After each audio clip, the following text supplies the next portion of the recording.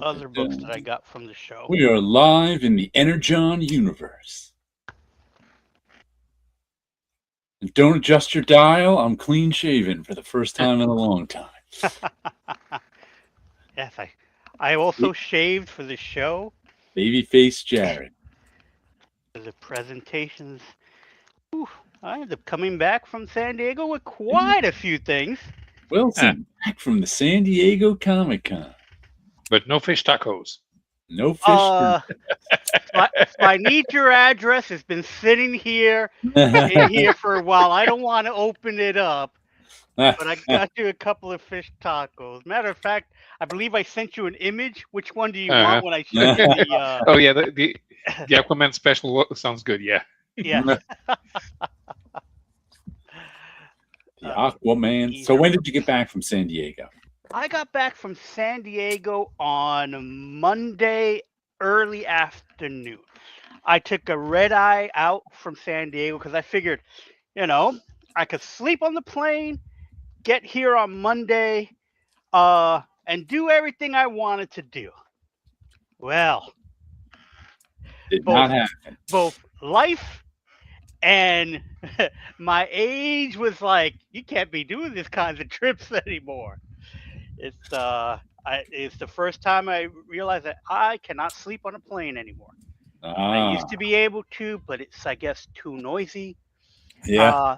There was also a lot of anxiety getting onto the plane because I had timed everything out to be able to leave the con, pick up my luggage, actually leave the con, have dinner, on the way to the airport, stop off, pick up my luggage, and then go to the airport. And my plans were perfect. Everybody else's plans that I have to work around turned out to be the downfall of the concept and the idea, which started off with, hey, let's get dinner. And we went to the equivalence of a fast food place, which is really just a warehouse full of food, and you show up and you make an order. So it's like going to a mall, right? And going to, but instead of like walking around the mall, you make an order at this kiosk. You tell them what you want. Then they contact you that is ready. You show your code. A door opens up and the bag is there for you. And I ordered a teriyaki bowl, and I thought that should be done. It said 20 minutes, and it's like, all right, I could do 20 minutes, eat for 10, leave, and be at the airport at the time I wanted to. Next thing I know it, I'm in an Uber, rushing to go get my luggage and to get to the airport because this thing took an hour and I never got my food. With the friends I was with, I said, when they text me the code, I'll send it to you, and you guys can enjoy the food because I gotta go. So it's not just the missing out on the food, because being hungry after a full day at the con. It's also this ate up an hour, when it should have took 15 minutes. An hour of you going, yeah. Where's my food? Where's my food? It's supposed to text, and it's like, oh, we moved the time to this, moved the time to that, and like, I gotta go. Called an Uber. It wasn't an hour of relaxation. Not at all. Not at all. Evening 62? Jared, I don't know about you, but every time I've shaved off a beard, my upper lip has grown by 2 inches. I just can't feel my face. I mean, I'm not used to feeling my face, I should say. I'm just like, I have a face. I can. Does the cold bother you when you realize there's a wind goes by? It's like, I can feel this now.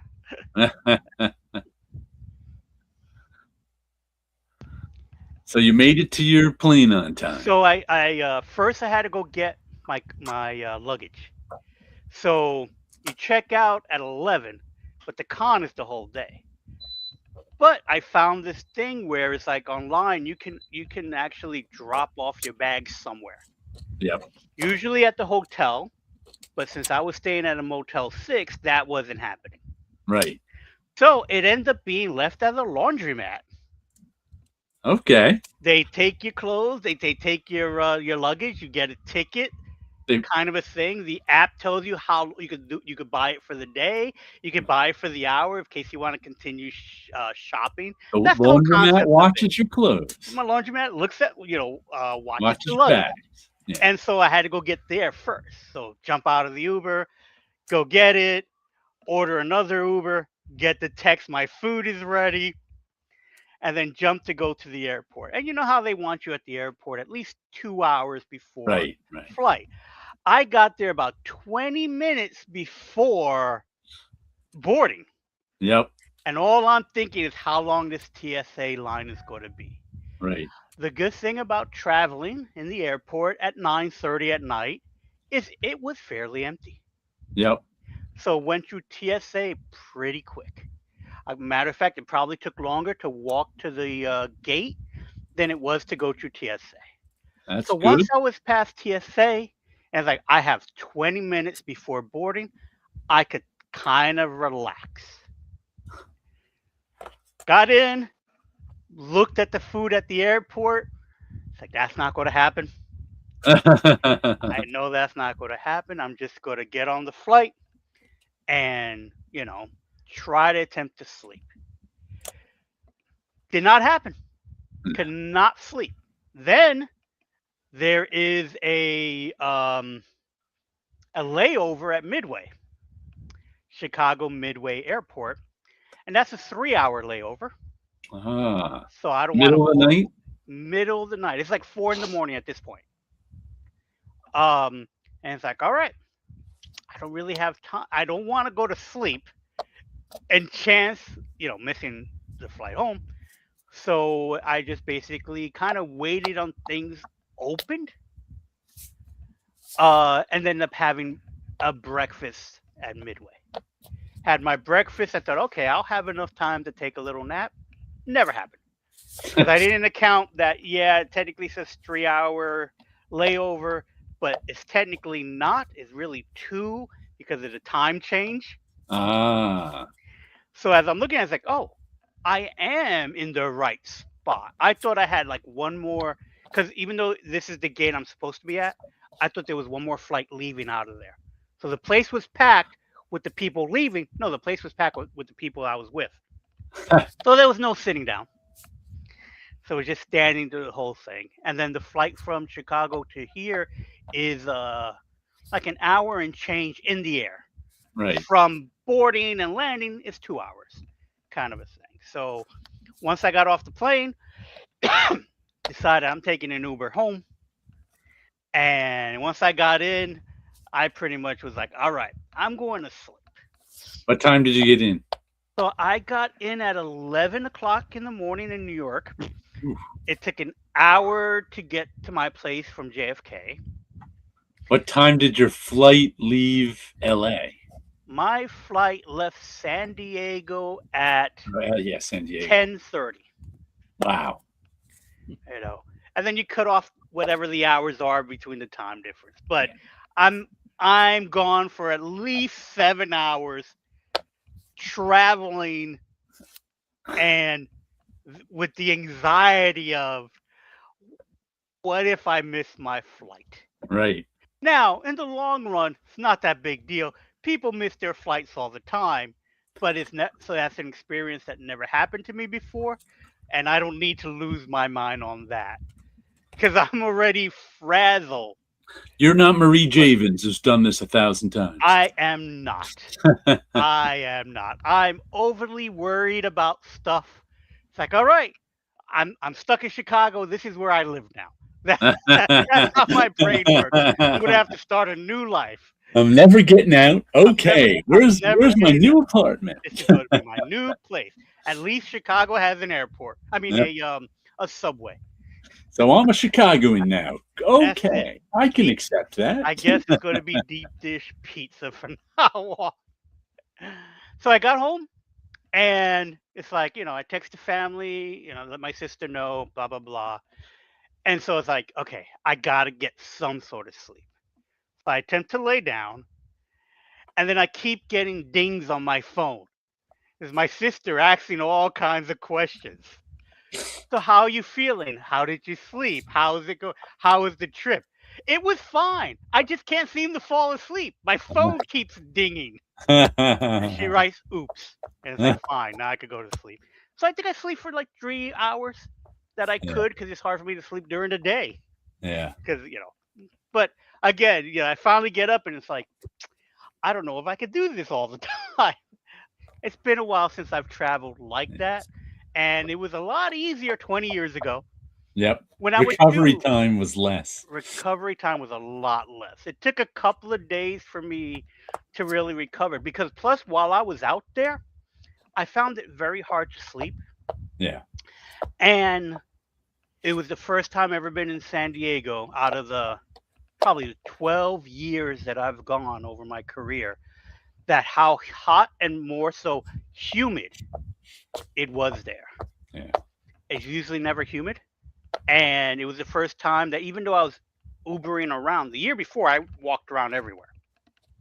This year everything felt heavy just because of the humidity. And because I Ubered everywhere, I wasn't outside for too long. So it's what were like, some of it the was fine. your favorite things you saw at the con? So favorite things I saw is which is always the people. Yep. Running into people that Who did I you haven't chat speak with? to. For these were all for like hot 5 minutes. So Yeah. Jacob Jacob Chabot, Chabot, Ron Lim, Ron Lim. um, Jim Chadwick, who is my editor over at DC.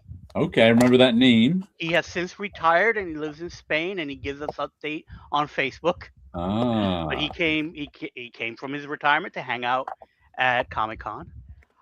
Jim Kruger. Okay. So From it was like Marvel and Earth X, right? Earth He wrote X, that? right? Marvel and Earth What X. was his own book that he had? Foot Soldiers. Foot Soldiers, yeah. Yes. So I saw him for all of 5 seconds as we were kind of like passing each other, kind of a thing. But it was nice to see him. Um, who else? They was I had their name and it popped out of my head. Uh, Mark Beasley. Don't know if Okay. you remember him. He's now at Yeah. Hasbro, but he worked at Marvel. I think he was in production. I think He wasn't an assistant editor? he could have been. I am not positive because he was there for a while. Yeah. So I'm Okay. not sure exactly his route. But yeah, I think it was assistant editor now. Now that I think about it. I have a vague memory of him being an assistant editor, but Right. I didn't know him that well. Yeah, I saw him at New York Comic Con. It was the first time that I saw him in a while. And it was like was like one of those faces, like I know the face. Yeah. And then once he said the name, it's like, oh yes, yes, like I know you. You're from Marvel. But it was like one of those I haven't thought of him since Marvel. Right. Who else? I missed Jen Grunwald because Mark said she was by. So Okay. she apparently was walking around. She's still at Marvel, right? I don't know.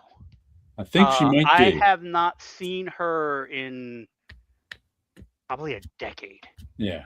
Last time I actually saw her. Jimmy Palmiotti and Amanda Connor, Okay. who I always see at the show. And as a matter of fact, they were doing some sort of signing, and I walked by and I said, "Hi, how are you doing?" And it was like we're in the middle of a signing, but here, and he gave me a book that they were signing. Ah. Savage Sword of Conan. Okay. So that's right. There's a story in it. And so, like I said, they were in the middle of a signing for it. And he was like, oh, here. And he gave me one. It's like, just take it and go. So I don't know if it was supposed to be some sort of thing that they were selling or what have you. But he did turn around and let the guy know, I gave one away. I hope that's okay. Jimmy's got a book from Mad Cave on Final Order Cutoff this week. Oh, does he? I forget which one it is. Let me see if I think I put it on my list of maybes. Denver? Is that his? I don't know. The booth he was at. I think he and Justin Gray are writing it. Oh, okay. I think it's Denver. Hmm. That's right. It has something to do post-apocalyptic, and Denver is one of the cities that's still around. It's a fortress. I think that was. I don't know who's drawing it, but I think Jimmy and his writing partner Justin Gray are writing it. Okay. Because The I my, thought they my were final doing. order cutoff email came in earlier today. Usually it's either like late Friday or on to Saturday. So I was looking to see how many comics I might want to pre-order. Okay. So those are the people that I recall seeing that you would know. Yep. Uh, I I saw some people at Mad Cave, although I didn't see Mike Martz, but I saw Okay. like the. Portfolio says, "Greetings, Ithacans. Let us gather to hear the epic of Ulysses Ramos to the realm of pop culture." Yeah, but instead of tricking the Captain Planet. Cyclops into saying no one is attacking me, you're the one who said nobody is serving me. Yep, no food for me. And then it was just the regular show type of stuff. All these items and toys and things that's like, ah, these are all the things I could also get in New York, so I don't have to buy anything and bring it with me. when They would. you when you go to the comic shop regularly, there's Right. not as much stuff to get when you're out at other places because you're like, oh, I've got plenty of comics at home to. Oh, I've got that on order. Yes. So comic book wise, I did pick up comics. There Yeah. was stuff that were okay. So the main reason why I went was because there's a thing called Comics Pro, and they had a summit, a retailer summit, where Hmm. the retailers show up, and all the publishers hawk their wares of what's going to be coming out, you know, in the upcoming months and stuff like that. So I was there to basically talk about the Zen Intergalactic Ninja trade paperback book that I'm help putting together for Studio Shikara, and to talk about, we are looking for distributors. Right now, they're with the new one, Filbo, Right. but you want every eye on it. So I put together the book, or I'm putting together the book, and I had put together right before the show a preview book, a preview comic book, 32-page book about this is what we're working on. And um, then it turned out the sales guy who was supposed to go couldn't make it, asked if I can go instead. So okay. Ah, So it was a whole day thing. That's like my work day was that Friday to do to sit there, listen to everybody's pitches, or not pitches. These are what's coming out from this company, that company, and all that type of stuff. So you had the distributor introduced. These are the publishers that are coming up, and this is what they're doing. And they each had like a 4-minute time frame to do their pitch or their presentation, better yet, not pitch. And so it was interesting to watch. It was interesting to be a part of in the sense of oh, these retailers get together. They're part of this program where they talk to each other. It began in the beginning with the 5 retailers that are up for an Eisner Award for their comic book shop, and that was neat to watch how they all had a little video about what they do. And these shops were huge, so it was like in a way a traditional comic book shop. Like they had large back issue bins, but they're also not in big cities, so they have a lot of real estate to have this shop that's almost like a small warehouses in some cases. And then the rest of the time was, not only do we get to listen to everything they're doing, Comics Pro also had a luncheon, so they had a little thing for breakfast. Because again, it was a 9 to 5 type of thing, and my presentation wasn't until 4:30. So I'm the last one there to be talking about Zen Intergalactic Ninja. So the book printed in enough time so we could show. So this preview has a few pages in it. The book is called Alternate Visions. Here's the Kickstarter information. So it's live on Kickstarter. Stick a Kickstarter, and if you scan that barcode, you could also sign up for it to get Dun, information. dun, dun. And basically, the book, if I must say so myself, came out looking pretty good considering I think I sent it to a printers a week before I flew out, and so it reprinted books, stories that hasn't seen the light of day since the 1980s. Yeah. So there's a Bill Moss story in here at the very end. And so the cool thing about Zen is that these were black and white books originally. So we were able to just scan in some cases the original art, in other cases the comic book itself, because unfortunately a lot of this stuff wasn't archived, or if Right. it was burned onto CDs back in the 90s. Who knows where it is? Exactly. So it's to celebrate the 40th anniversary of Zen, Intergalactic Ninja. and the cover is actually from the original video game. So Zen had a toy series, it had a video game, it had a cartoon in the works, but the cartoon never came out. And it was like it should have been the next Ninja Turtles. And they were published by First Comics, but they also, the creators of Zen would just print it like 3 issues in one place, 3 issues in another place, 3 issues in another place. One of the books that I was working on was a 3 issue miniseries, and the comic book title was originally called "This Is Sick," and it was an anthology book, and Zen appeared in it. So again, the a lot of these stories never saw the light of day after it printed that one print run. No trade paperback or anything like that. So we're putting together a 256-page book that has a lot of artists' early work too. So a lot of the people that are on here were their, like in some cases, their very first published stuff. And one of them is um, Sam Keefe. One of his early works was with Zen. And speaking of Kickstarter, once again proving itself to be the most expensive way to buy comics. Mm-hmm. I decided to get that Darren Kane cover on what's the book again that you're doing with Apex Comics? So the book is called American Patriot. American Patriot. So here's what the book looks like, or this is what the image looks like. It is currently, cover. I think today is the last day. Here is the Darren, who's been on this show. Yes. So this is another reason why I went to San Diego Comic Con, was to be on the panel, and this was on Thursday, the day before. Do you know how much that one issue cost me? I have no idea. $32. Ow. That the shipping cost? Shipping is $12. Okay. The comic itself is $20.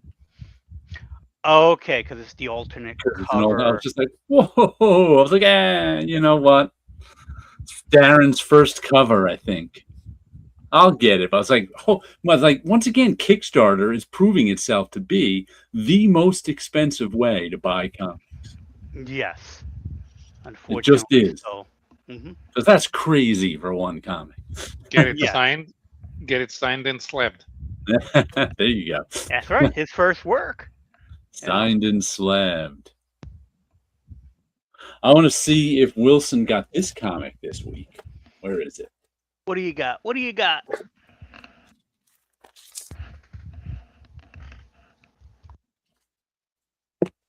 The Horror of Godzilla. As a matter of fact, I got two. Ooh. one was waiting for me in my packs, and I didn't recall if I had ordered it. So I grabbed one off the wall to be safe. It's like I end up having two. What covers did you get? This one and another one? I might have actually got both of the same covers. So let's see. I got quite a few Godzillas this month, actually. but it was good. Was it? Yeah, I enjoyed this one. It's sort of a Godzilla year one, except I think it's taking some. It's not the exact. 'Cause I think like he's first appearing, and these scientists are on trial for waking him up. Kind of around, and there's an investigation. But there's also this like radioactive rain when he appears, which appears to be turning people into Godzilla zombies. We'll see. Nice. So I the very much horror. enjoyed the first issue, so I'll get some more.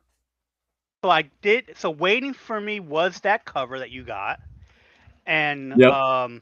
so the horror of Godzilla. Underneath it, some text. So this particular Godzilla is called the Kaisei, I believe. Yes.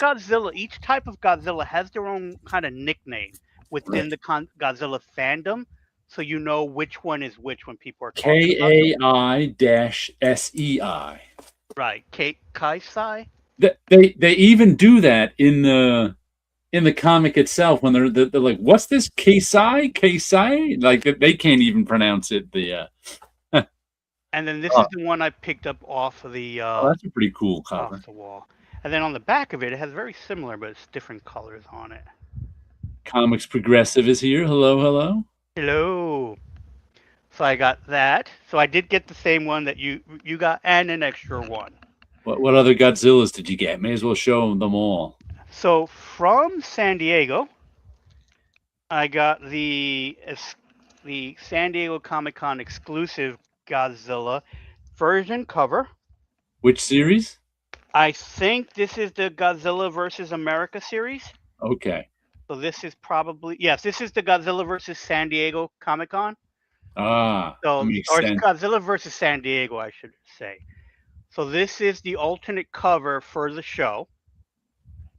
The regular cover, which was waiting for me when I got home, is this one. Uh-huh. So he's over the con, but this was the con exclusive. I think New York is coming out soon. That makes sense because of Probably for New York Comic Con. Now that yes. So that was from that. So I got that at the con, but when I got home today, I got here's the regular cover. So this one was waiting for me in my bundles, so to speak, or my pickups. And then, you know me with crossovers, Godzilla versus Sonic the Hedgehog. I did not see that one anywhere on Final Order Cutoff, on the racks, anything. I feel like that one just popped up. Yeah. You know, because I didn't know about it until I was at the con. They were selling it at the con as well. That's the first I'm hearing of it. Sonic versus Godzilla with him zipping around. And I had missed Monsterpiece Theater. For some reason that wasn't, I don't think that was on my pull list for some weird reason. But I think that's all the Godzilla books that were waiting for me. Okay, I showed that one off. There certainly are a lot of Godzilla books out there. They definitely are, which is a lot of fun.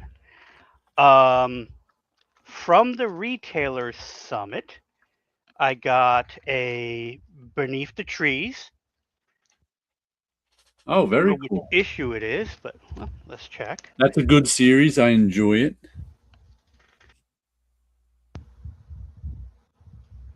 So it's from Comics Pro. Palladium?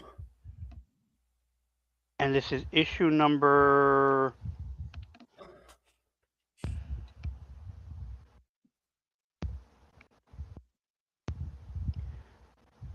Or this is Palladium.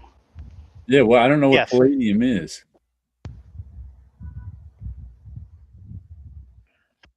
Is he in Holland?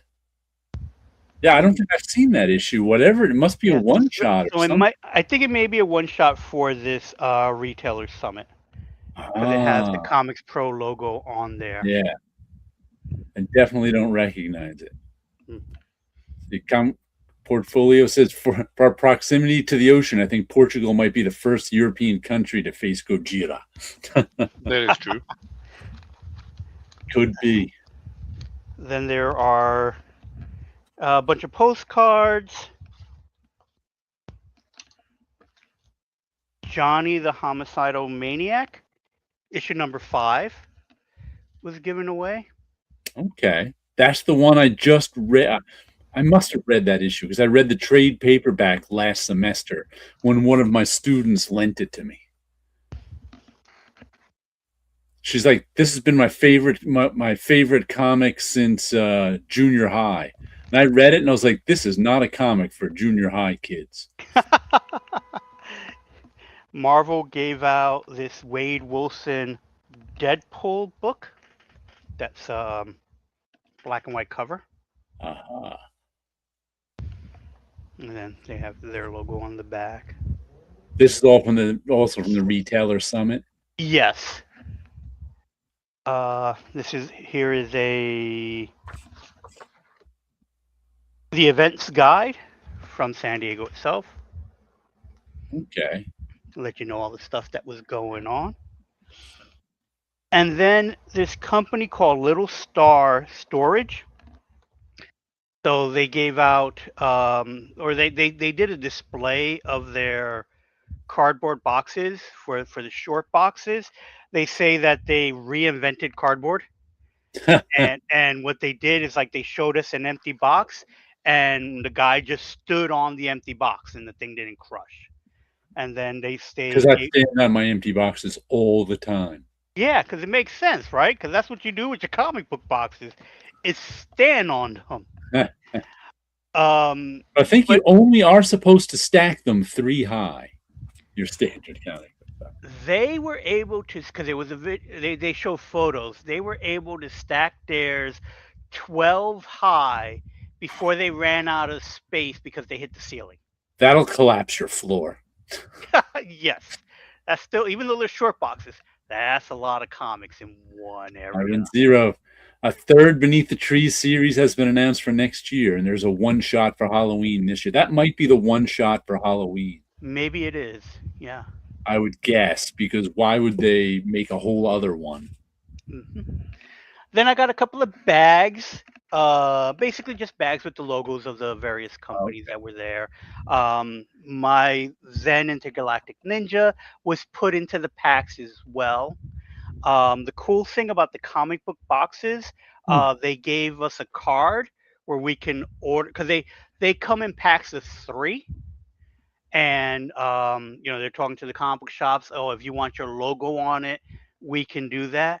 So they gave us a sampler postcard where we can order a pack of 3 of these comic book boxes for free. And again, these are all the stuff for the retailers, but as a presenter, I was able to get this stuff. 247 Comics gave out a button. Terry Kavanaugh?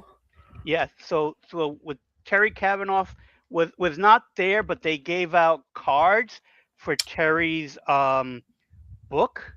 Okay. And one of the cards is definitely a Texiera card that I think is actually signed by Text.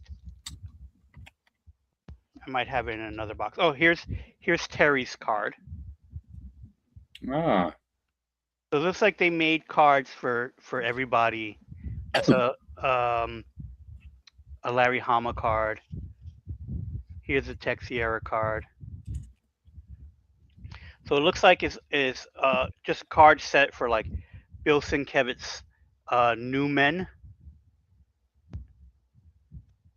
There we go. So I guess all their titles were just put into the cards.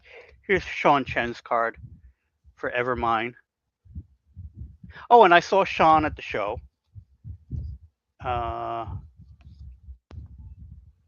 Here's the signed Texiera card. Ooh, TX! Yep. Exclamation point. That's how you know it's him. I think those are initial. Dick Goblin says hello all. Hello. Oh, Terry Kavanaugh, where I know him from? 299 line? Yeah, he was an editor at Marvel in the early 90s. He also wrote some stuff. Oh yeah. The Ghost Rider stuff because they were kind of celebrating Ghost Rider at the show. Terry, Uh, Terry Kevin ended up replacing the writers who quit when the original editor was fired, Cavalieri. Okay. He and the worst offense was when he wrote most of the Avengers crossover called The Crossing, the biggest continuity mess in the history of continuity. which action figures are now being done by Hasbro. Oh my god! They just made the announcements of Vision and Scarlet Witch two No, pack. I've done 25 some years ago, production work for Terry over the last decade or so, when he's done some custom comics and things. He's a nice guy. you know, yeah, I believe that.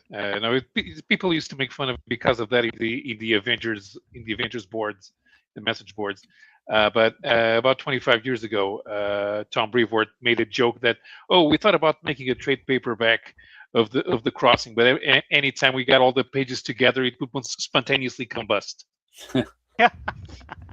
Although there's an epic collection of, of the crossing, but they're not doing an epic collection of the crossover. So the Avengers version only has the Avengers stories. It doesn't have the Oh, Force Work stories, so you don't really understand anything that's going on. amazing. And then what made my bag heavy is this pack Oh, of Oh, what's called First Looks. What's inside the pull box bundle? First Look Fall Edition #1. So there's 24 copies of that. And what is then, First Look? so First Look, I guess, is the preview book that you could possibly get. This is 247 as Okay. well. Oh, So these this are is the from books. 247 So this, Comics? yes, this is from 247. And I guess this is what the comic shops would get. Okay. To Open the see what their bundle, comics are? a copy in every pull box. The rest is for sale. Live long and prosper. And then they would each be like $7. Okay. So the comic shop can buy this as promotion. I'm guessing so. Okay. That Yeah. makes sense. And So Captain Finity says, given the continuity issues, they should call Double Vision in Scarlet Witch. Is that the young Tony Stark story? yes, yes. it is. Ah, I don't remember that. Jared going to bother actually reading any of my comments out loud? I just did. I just had to. I had to take that one down because Wilson was showing us that. That's better Well, let's give Captain a reason to stay. I am attempting to you to use the Captain's 3 laws of time travel in than. a way that it confirms my idea that you can create alternate timelines with probability fields in fiction. And usually when I take a comment down, it's because I didn't pick the right time to read it. Like I was about to read that one, but then Wilson had something to say. So I take it down and I'll come back to it. That's what I usually do because I like the comments. They give us something to talk about. Exactly. And And something then, to talk about. What was that? let's say, and then the last thing I got from the cons that I have here are PSA created a blind box that looks like this from the Okay. Energon universe. They were letting the comic shops know that they can do more of these types of things. And there are 4 possible books, all from the same comic book artist. The cover art's by Yep. Torrin Clark. And those are the 4 books: G.I. Joe 22, Mass #1, Transformers 32, or Void Rivals 50. And then those would have variants as well. Mm-hmm. And so the one that I opened at the show, I got Masks #1, a 9.8, what would be called a version cover, because it has no text on it. They probably got them pre-scanned, so they're all 9.8s, I I imagine. I believe so because The second one that I opened and I recorded it on TikTok, I believe is also a 9.8. By the way, the cardboard glue stuff is so strong that it's like you're not peeling it off. I had to cut it open. And then the protection that it has inside is this another piece of cardboard that you can open it up. And then this also has a plastic on it. And then you can actually get to it. So this again, 9.8. This has the trade dress. Yep.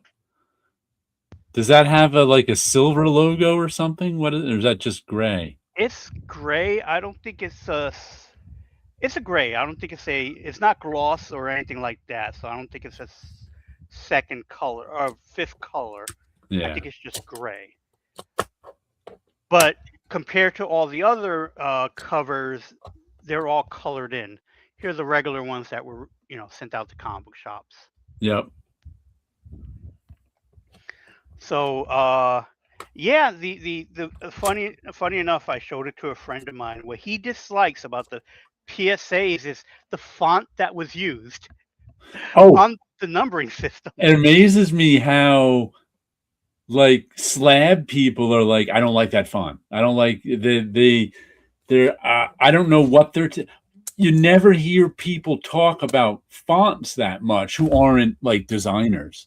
Right. But slab people really, really, I guess because it's all type up there, they really, really either like the fonts or don't. Yeah, so that was one of the things. So now I have a couple of issues slabs. They fit so well together. They're not moving once they're Right. connected together. They're heavy. They have some good weight to them. So Now you can those were really giveaways? bludgeon. These were given the ones I got were given away. I wonder how much they were selling them for if they were I do not know. blind bags or something. Probably like $50 or something. Maybe I have no idea. Yeah. But these were and again it was more in the sense of I got them because I was the last person there, and the guy who was giving them out is like, here, take a couple. So it was like, okay, why not? And so it feels like you can open them just because of the way pieces are raised in some areas, But you can't. but you can't. But it just it's weird how it almost feels like, oh, this is one of I those can that you unsnap open, this and you can unsnap it and read it, but you can't. It's quite solid. So it definitely has a good, like I said, a good amount of weight to them. They stack quite well, so there is no movement on them, and it's like it's wild. I So think this again, message is for Paolo. Timelines aren't universes. Uh-huh. no, universes are timelines. Well, interesting. The most recent Ultimate story has some similarities. Law Force is Captain Finity. Only time travel to the past creates a new timeline. Oh, no. And not Tick only Dollars that, says comment getting taken down. I'm a stupid moron with an ugly butt face and a big butt, and my butt smells. I like to kiss my own butt. I am not sure what that is referring to. Seems like a non sequitur to me. I think Tick Unless Dollars it's a comment on maybe it's a comment on me not reading comments. Oh, maybe. Yeah. As for the fourth law of time travel, I disagree completely because I am also including in the probability fields theory that timelines do remerge. So it's and I am using the Mandela effect to explain it. The Mandela effect is really just people not remembering. Exactly, but exactly, but exactly this is how to explain different timelines in fiction. So I am using the Mandela effect because I want to. The Mandela effect is people trying to rely on their memory The time- too much when you can make a mistake the day you created that memory. So it's a way to avoid having 6 billion timelines in Singing in the Rain. The timeline splits because you chose pistachio ice cream instead of chocolate ice cream, and then it remerges because it's irrelevant. And that's the Mandela effect, because you distinctly remember buying that Ah, pistachio ice cream, but the receipt you got shows that you bought a chocolate ice cream. And what shut it was is up. that you ordered pistachio and they were out, and you really wanted the pistachio. And that is why there are not 6 billion timelines in, Divinity. in Singing in the The Rain. laws are non-negotiable. That's why they're laws. Tit Goblin, our Mandela effect is we all remember Jared with a beard. He's never had one. Well, our Jared has a beard. This is Mirror Universe Jared,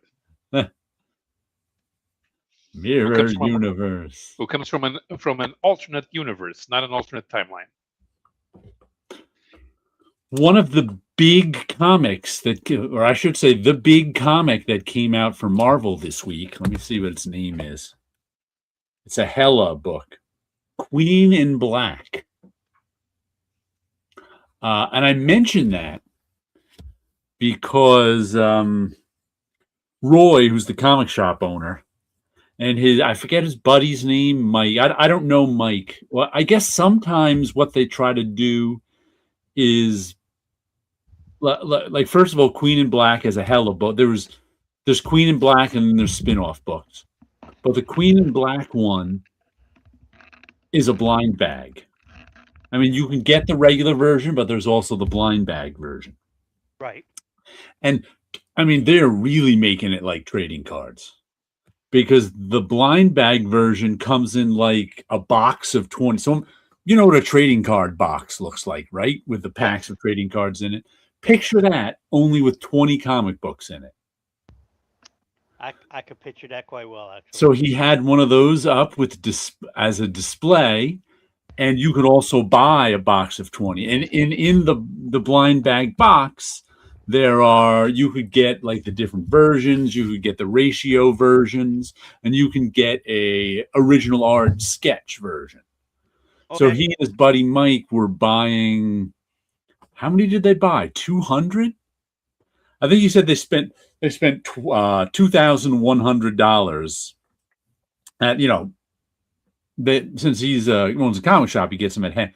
So, and I think it's an $8 comic. So I think it was 200 comics, he said, and they had opened 100 of them so far and had not gotten a sketch version. But what he does is he then sells them on eBay.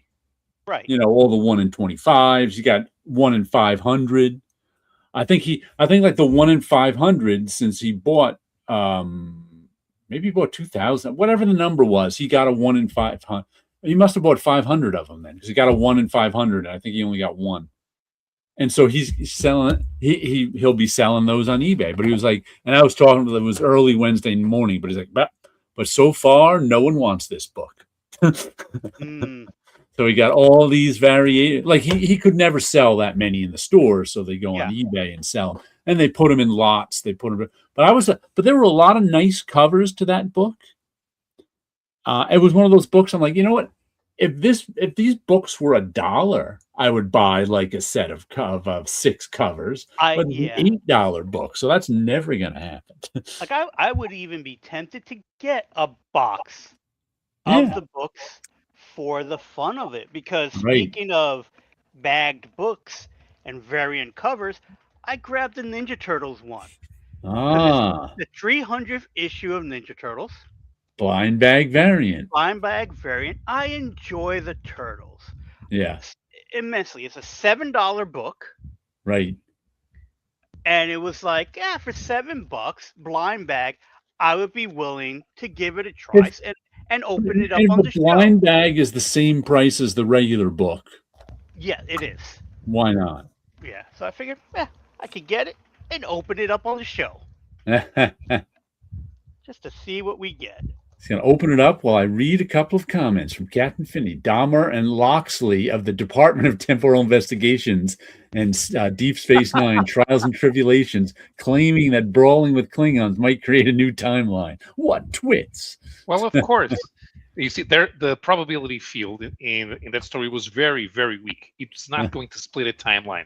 The outcome of that battle was never in doubt. Now the Kirk Gorn fight, that one we never knew who was going to win, and there is a timeline out there where the Gorn beat Kirk, and Spock became the captain of the Enterprise. We Portfolio just says, have never wait, seen that. We've just never seen that story, but it does exist. And if you watch the latest version of Strange New Worlds, there's a lot of time traveling shenanigans, and they went through the oh, which one is it called? They had to go because they always went. Because if they didn't go, they would be no Star Trek, and we'll leave it at that. So Sketchbook says, wait, Bearded Cartman was the nice one? Means today's stream is presented by the evil doppelganger, which I think Ooh, might be 'cause I have to redundant. I go think to- doppelganger means evil twin, but my German's not that good. I thought it just meant. No, I think it actually means double. evil twin, but I'm not Evil going to twin? swear to it. Okay. Paolo, how you doing? From Old Tony. Wolf 65. Ah, what one did you, let's see, which one did he get here? So I guess this is the black and white variant cover, because on the back Nice. it's colored with the trade dress, but it's a solid color. It's got that original Turtles green. So it's the original. Oh, there's no trade dress, so it's a version cover of the black and white of it. This artist does a pretty good job of making it look like the old Turtles because it's Eastman and Laird. That'll do it. That will definitely do it. It's Eastman and the Laird cover. creators of the Ninja Turtles, so that's why it looks like the Ninja Turtles. Can you believe it? Look at that. Issue 300. After Infinity says that Strange New World Season 4 opener is one closed loop and was perfectly logical, apart from Pike thinking he had a choice about the fifth planet being destroyed. An almost perfect episode. Yes. Well, so I guess, I mean, I don't know the episode, but I guess him thinking he had a choice is just him being wrong. Yeah, because they didn't realize they were in the past, and then it was like, there's no fifth planet in our future, so I have to let it get destroyed. Kind of a thing. He came to that realization. And spoilers, if you haven't watched it, turn off for a second or turn it down. But the spoiler is, it's now our asteroid belt. That's how it got there. The fifth planet was destroyed. And the greatest plot twist of it all, the debris landed on Earth. And that's how the dinosaurs are wiped out, making way for humanity. The greatest mistake the universe has ever put on us. Spoiler over. Spoiler over. You can come back to the show, and we'll go back to talking about comics that I bought that I haven't read yet. I don't really like this new mask. I mean, they'd already done a series with the characters like these, but everybody's an asshole. I'm not used to Matt Tracker being an asshole and Gloria being an asshole and Alex Sector being an asshole. They're all much nicer. I mean, at least we don't have Scott and T-Bob, which is good.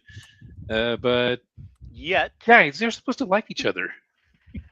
Well, they're not a team yet. I haven't read the issues, so I don't know. It does spin off from the regular Skybound stuff. Matt and you Tracker can't read it. It's encased in plastic. Yeah. How am I supposed to read this? They're protected. And then there's the conundrum. It might be a great story, or they might be blank pages. We don't know. As a comic book artist, it has crossed my mind of making a book. Oh yeah. Just making the covers, no put interiors, and just sell them for $1,000 a piece. So only rich people would get them. And not only crossed my mind, I got a few empty CGC cases that had books cracked out of them. There you go. And you have more than enough covers that you could just put it on any book if you want it. You have enough. You have enough of Jerry's books. Yep.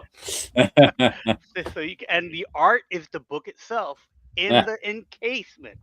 You're not selling the comic book. You're selling the art, and the engagement is part of the art. And you should make a JGC logo, the Jared Grading Corporation. Yeah. There Yep. you go. And Made my, by Jared, approved by and my Jared. books will go to 11. Yeah. There you go. It goes all the way up to the 11. The only ones that does. Ooh, if you get one of those old radio dials, you can say you could grade it anything you want. Just turn it to the number you feel like. After finishes, interesting point from Jared. If we forgive the writers making their protagonists ignorant of how time travel works, all stories are 10 of 10 perfect. Now that's just ridiculous. Why would we forgive the writers? It's their fault. Forgive the writer. But I'm going to be interested now to see how much these Queen in Black comics go for. I'm going to check in with Roy next week to see if he sold any, because he wasn't too enthusiastic Wednesday morning, because none of them were shooting up in price Right. on Wednesday, which often happens with if a comic is actually hot, it shoots up in price early. So That's a heck of a gamble. I did that with Deathmate. I ordered from what was it? American Ego, American something was the company. They might as well have been QVC. that's right. I remember them. And it was American something, and you can order a certain amount of books of all the Deathmate series crossovers. This is Deathmate was crossover between Image and what's the other company? Valiant. Valiant, Image and Valiant, and the one to get was Deathmate Gold, and mine showed up damaged. And the only thing that was worth something at the time was the first appearance of Gen 13. I think were in those books. Man, I just saw a real creepy Gen 13 cover. Like, I always found Gen 13 a little creepy because the stars of Gen 13 were teenagers.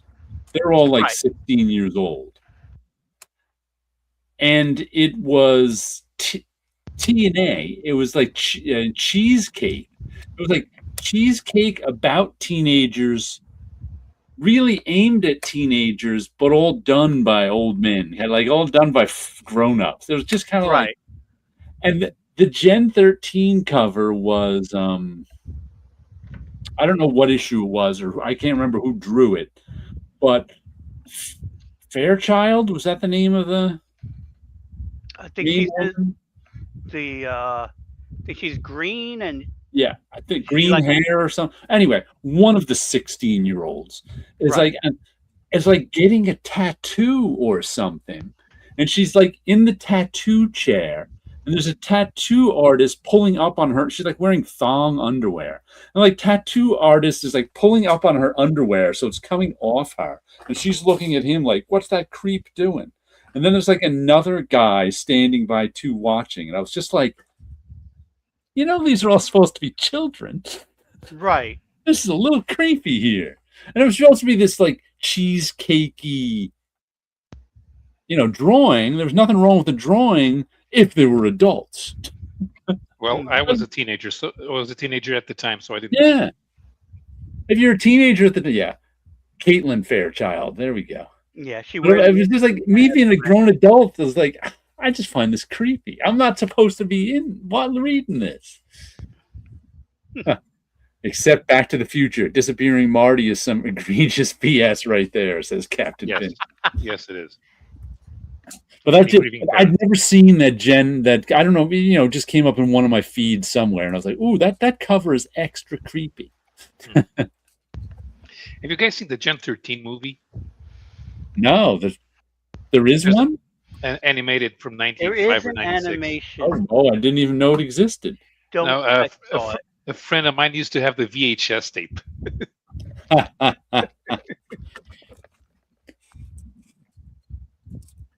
There we go. Orhan says the creepiest part is Disney made a movie of it with Caitlin showing her boobs. Well, the fact that Disney made it explains why they didn't think it was creepy at all. Yeah. And a comic that wrapped up this week is Is Ted okay? 40 pages. And I got to say, this issue 6. I could have ended it with issue 5 and been fine. Like there was this whole weird mystery going on, and in issue 5, oh, the movie is for free on YouTube now. Go see the Gen X movie. Yeah, nobody cares about the Gen 13 movie. That's what's there. Gen 13. This whole and it was kind of all explained in issue 5, but in this issue, like all this mystic mumbo jumbo happens. And if you happen to, I mean, I call it mystic mumbo jumbo because it's just not my thing. If you like this sort of thing, I imagine you'd really like this issue where things are explained, who Ted really is, and he's got these powers that are somehow mystic. And then we get to, where are they? These 4 crazy pages. And this is like deep into the book. And I was just like, oh my God, I can't take it. So I enjoyed this whole series. We get another page like that. But this was all too much for me. Like it's really just a taste thing. Because it wasn't bad. I just didn't need all this ending stuff that was kind of about him finding himself and realizing who he is. And I don't know. I can barely tell you what happened. It was all mystic mumbo jumbo to me. But if that's your thing, I can see how someone would like it because it was well done. But I was a little, disinterested in the final issue. I'm perfectly okay with reading up to issue 5 and having it be complete.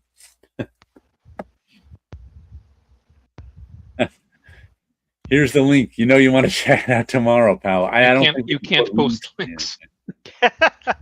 Like only the host can post links. Yeah, but if it's on YouTube, we can find it. Yeah, we can. So I looked up a little bit about the these blind bags, boxes thing. It looks like there's only 1,200 of them made. Of the boxes themselves? Yes, because I think they're San Diego exclusive PSA rated box. The one the Turtles ones, you mean? Not the Turtles, the PSA ones. Okay, the PSA, the promotional ones. Yes. So I was just like, let me read up on it because they're all supposed to be like some to sell. Your comic book shop can order them. So who's giving those out? PSA or PSA themselves were giving them out at the con. Okay. So they're going to be all 9.8s for sure. As if I didn't think there were 9.8s before. Right. Because for those who don't know, you must be able to do it with PSA. You can do it with CGC. You can pre-screen for 9.8s. Which means you send them 20 books and they'll only slab the 9.8s.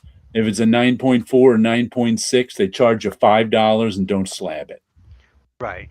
So there have been plenty of companies where I've seen, plenty of publishers that I've seen that was sending their books, like, here's a whole box off the printers. Right. For promotional purposes, they're like, give me 9.8s. Yes. Going back to things you can find on YouTube. What do you guys know of German science fiction? Nothing.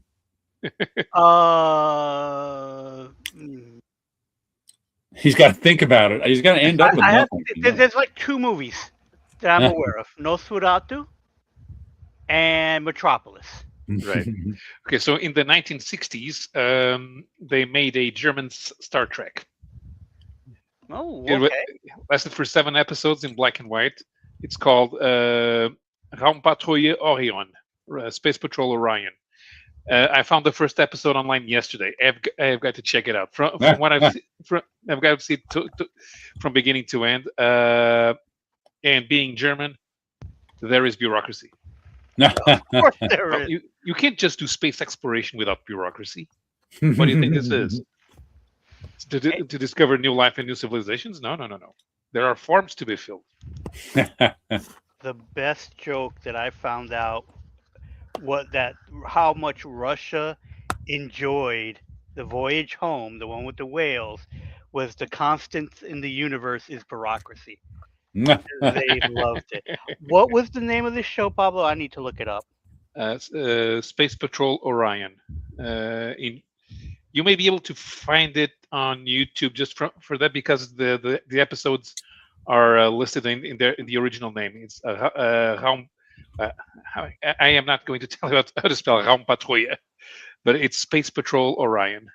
Okay, Speaking of Space I'll look for Patrol, it. I finally started reading Firefly. Being that, I don't know if I mentioned this last week or not, there's a new Firefly series coming out from Dynamite. And I was like, I think I might want to go, because for those who don't know, I'm a Firefly fan, but I bought some of the original Dark Horse comics like 20 years ago and didn't like them much. Then over this winter, I saw a bunch of I was looking at some other covers and found some covers to Firefly I really liked. So I ended up this winter on eBay or whatever getting a bunch of Firefly issues, the Boom Studios series. And I got a bunch of alternate covers too, because it's like I got them for $2 a piece. For $2 a piece, I'll buy alternate covers that are good. But I hadn't read any of them yet. So I was like, you know what? In lieu of this new Firefly series cover coming out, I better see if these are any good. And I read the first 12 issues and I liked them. It's written by Greg Pak, who's a pretty good writer. I read some of his stuff at Marvel. So I was like, oh, that's good. I think I read all of Hercules by him and maybe something here or there. But I was like, oh, he's good. And then I'd never heard of Dan McDade, except I think Dan McDade did something recently. Do I have that thing here? I can't remember what it was, but Dan McDade is our artist, and Marcelo Costa is our colorist. And I think the colorist really helped in this. He really kind of tied the storytelling together, because I'll give you a quick look at the art in the first issue. The art is very Western. And I think the Marcelo Costa doing is tying the whole thing together very well. Dan McDade is a pretty solid artist. He's a good storyteller. He's not really going for likenesses most of the time. Occasionally you'll get a semi-likeness. But I gotta say, I enjoyed these first 12 issues. And I just realized as I was sitting waiting for this show that these remind me of 1970s Justice League, which I never liked much. But, you know, and there's Greg Pak doing the Hulk. Okay, yeah, he did some good stuff with the Hulk. Like I said, I remember reading, I think, the Incredible Hercules that he wrote. Yeah. But, and I don't think there's any 3D model spaceships here. But very little of this took place in space. And the reason I say it reminds me of the JLA, because remember all those JLA stories, especially the crossover, the JSA, where it was like Superman and the Flash team up against Lex Luthor. And it was always like two guys going off and fighting two other guys somewhere in those JLA stories. That's kind of what happens in this. They all start out together, but over the 12 issues, the story gets so complicated and more sort of forces and factions keep being added on, so that I think the main cast is 7 characters. So it's like we get these 3 characters versus these guys over here, these 2 characters versus this guy. Mal gets captured by these characters. So this Zoe goes off to get Mal and she teams up. So the plot, it gets so complicated and there's so many different factions that it was kept interesting the whole time. So I think it goes 36 issues, and I think it was even rebooted a couple of times with stuff I have, like the Firefly whole new verse, and they did a version where they had like all their kids, because it's been over 20 years since the first Firefly. And like I said, I think and this takes place before the movie. So Wash is live. Mhm. And I assume that the one, like I said, the new one from Dynamite is the same time period, because I think that's when all the interest. The Wash is just such a. I don't know why they killed him in the movie, besides a little drama, but the Firefly universe works better with Wash in it. It definitely does. I think that was a decision made just to go, the movie Yeah, kind of a thing. just 'Cause to do I something think he did. shocking in the movie and give it stakes. Yeah, exactly. And I think it was that he wasn't. There was nothing going to happen with that property anymore Well, no, they were gonna do 3 movies, but first one didn't do well enough for them to do 3. because they killed Wash.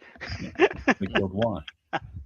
Yeah. But I gotta say, And I'm looking forward to reading the rest of the series, and I think I'm gonna put the other series on my pull list. And if you remember, I've said this before. I heard someone else say this about the problem with licensed series, like from TV shows or the movies, is you really want more of the TV show.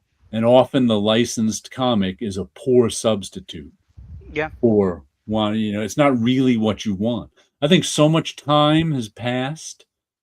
Like I haven't seen the TV show in at least a decade. I'll rewatch it again some. I watched it a few times back in the day. There's only 10 episodes, something something like like that, that. Yeah, 14.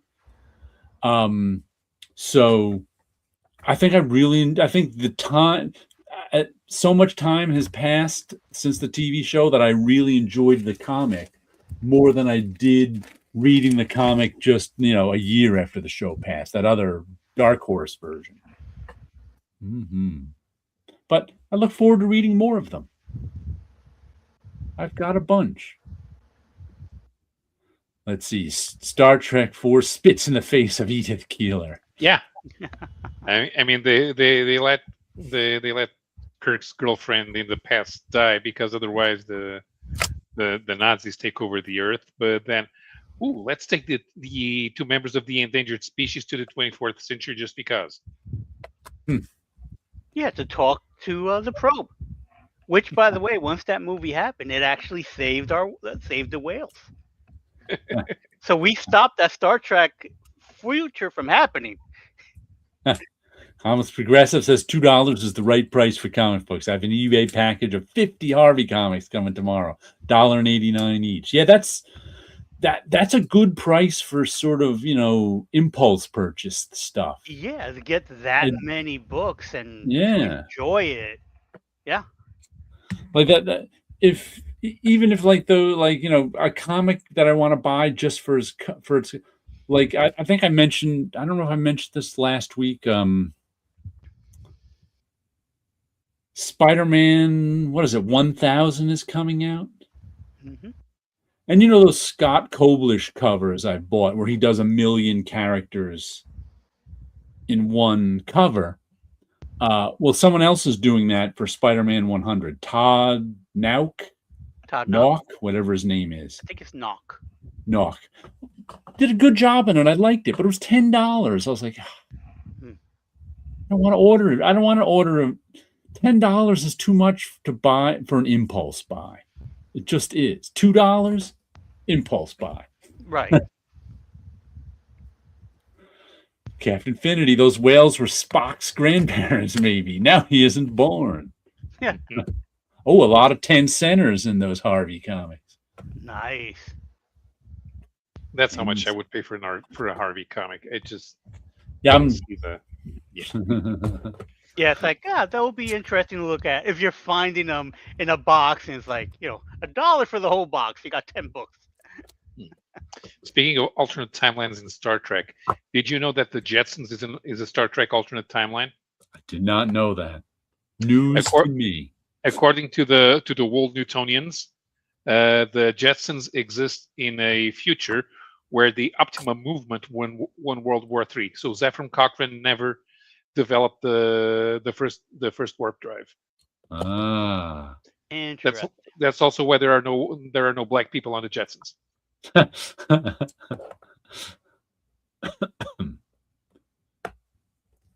The Jetsons. Speaking of alternate timelines and future or alternate future, and of course, it's a crossover. Predator versus the Planet of the Oh Apes. wow! Ooh. So it's published by Marvel. Greg Pak. What kind of machine gun does that ape have? That looks like Okay, a that looks like the ones they had. yeah. Those look like the ones that would have I been thought allowed it. in I that thought it looked. future '70s time period. I thought it looked like it more like an Uzi. So that's a movie we were actually if there were a movie, you'd actually be rooting for the Predator Yes, so that he kills all those damn dirty apes.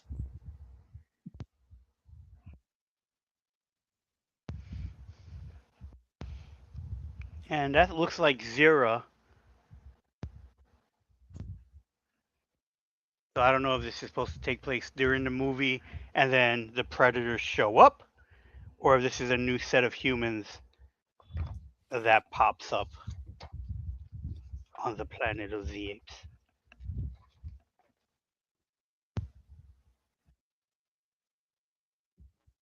So we'll find out if they're humans or if they are Wayland Yutani cyborgs. Iron Zero says it's an AK-47 assault rifle. I thought it was like an Uzi. I think did they have AKs in Planet of the Apes, the original movie? I don't recall what they were sporting. I remember them having rifles, Yeah, and they very well could have had this gun. maybe it's just the flare, but the barrel looked so short that I thought it was like an Uzi type. Portfolio says, wasn't the maid robot a black woman? No, she was a robot. She was a robot. Rosie the progressive. robot. Reading Harvey's can be tedious, but I like one pagers, 2 or 3 in each issue. Ah, okay. He likes the one pagers. Not an AK-47, but an AK-74. Ah, which was the 70s update that had a shorter barrel.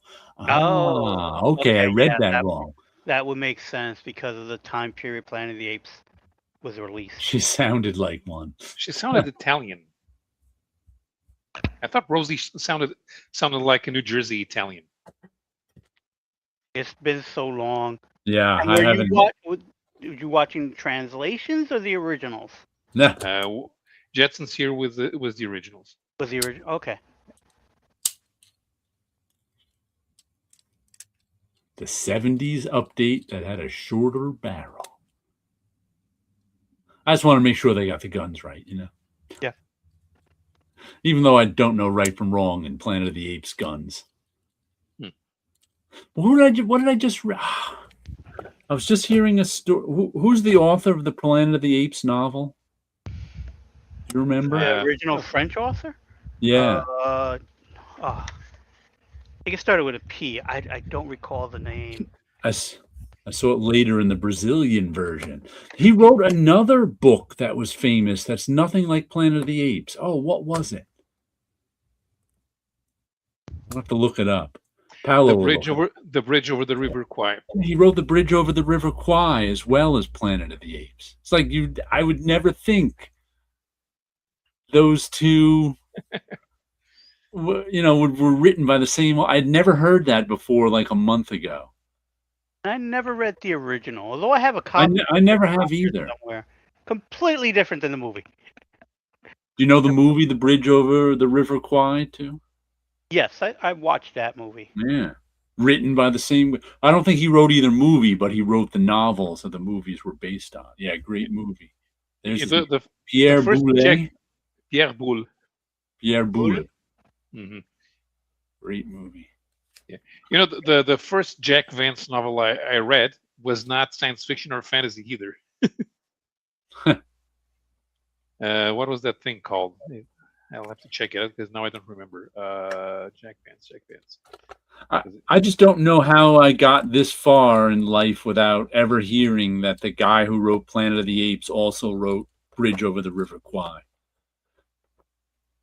Two very famous movies with books by the same author that are nothing like each other, you know. Right. And really hard It actually probably wouldn't be hard to fit into continuity because of how many years would have been from each other. Yeah. There it is. The Jack Vance novel I read was The Man in the Cage, and it's set in North Africa. The guy has to travel there to find his brother who was messing with some dangerous people, and he ends up dead. So nothing to do with the dying Earth or. Yeah, Infinity says the movie is always different. In the book, Deckard is a human. That one, The Great Escape, and Kelly's Friends are my WW2 references. One of my favorite WW2 movies, which isn't a great movie, but is kind of a great to put on a Saturday afternoon and just play in the background, is A Bridge Too Far. I don't know if you've ever seen that one. It's like 3 hours long. It's about Operation Market Garden, which was an Allied failure. But it's just kind of this fun. I think it was made in the 70s. One of the maybe early 80s. One of the last of these great like all-star World War II movies. Let's see here. Dirk Bogarde, James Caan, Michael Caine, Sean Connery, Edward Fox, Elliot Gould, Gene Hackman, Anthony Hopkins, Everybody's Laurence Olivier, and Robert Redford. Yeah, everybody's in it. Have you ever seen that one before, Paolo? No, but I gotta see it. I want to see that. It's like I said, it's overly long, but you can always put it on and watch your favorite parts and go back to work and watch your favorite parts and go back to work. A Bridge Too Far is a great film, says Irons. Yeah, I like it. I don't know if I'd call it a great film, but I like it a lot. I think it's gotten better with age too. I think it was a bit of a bomb when it first came out.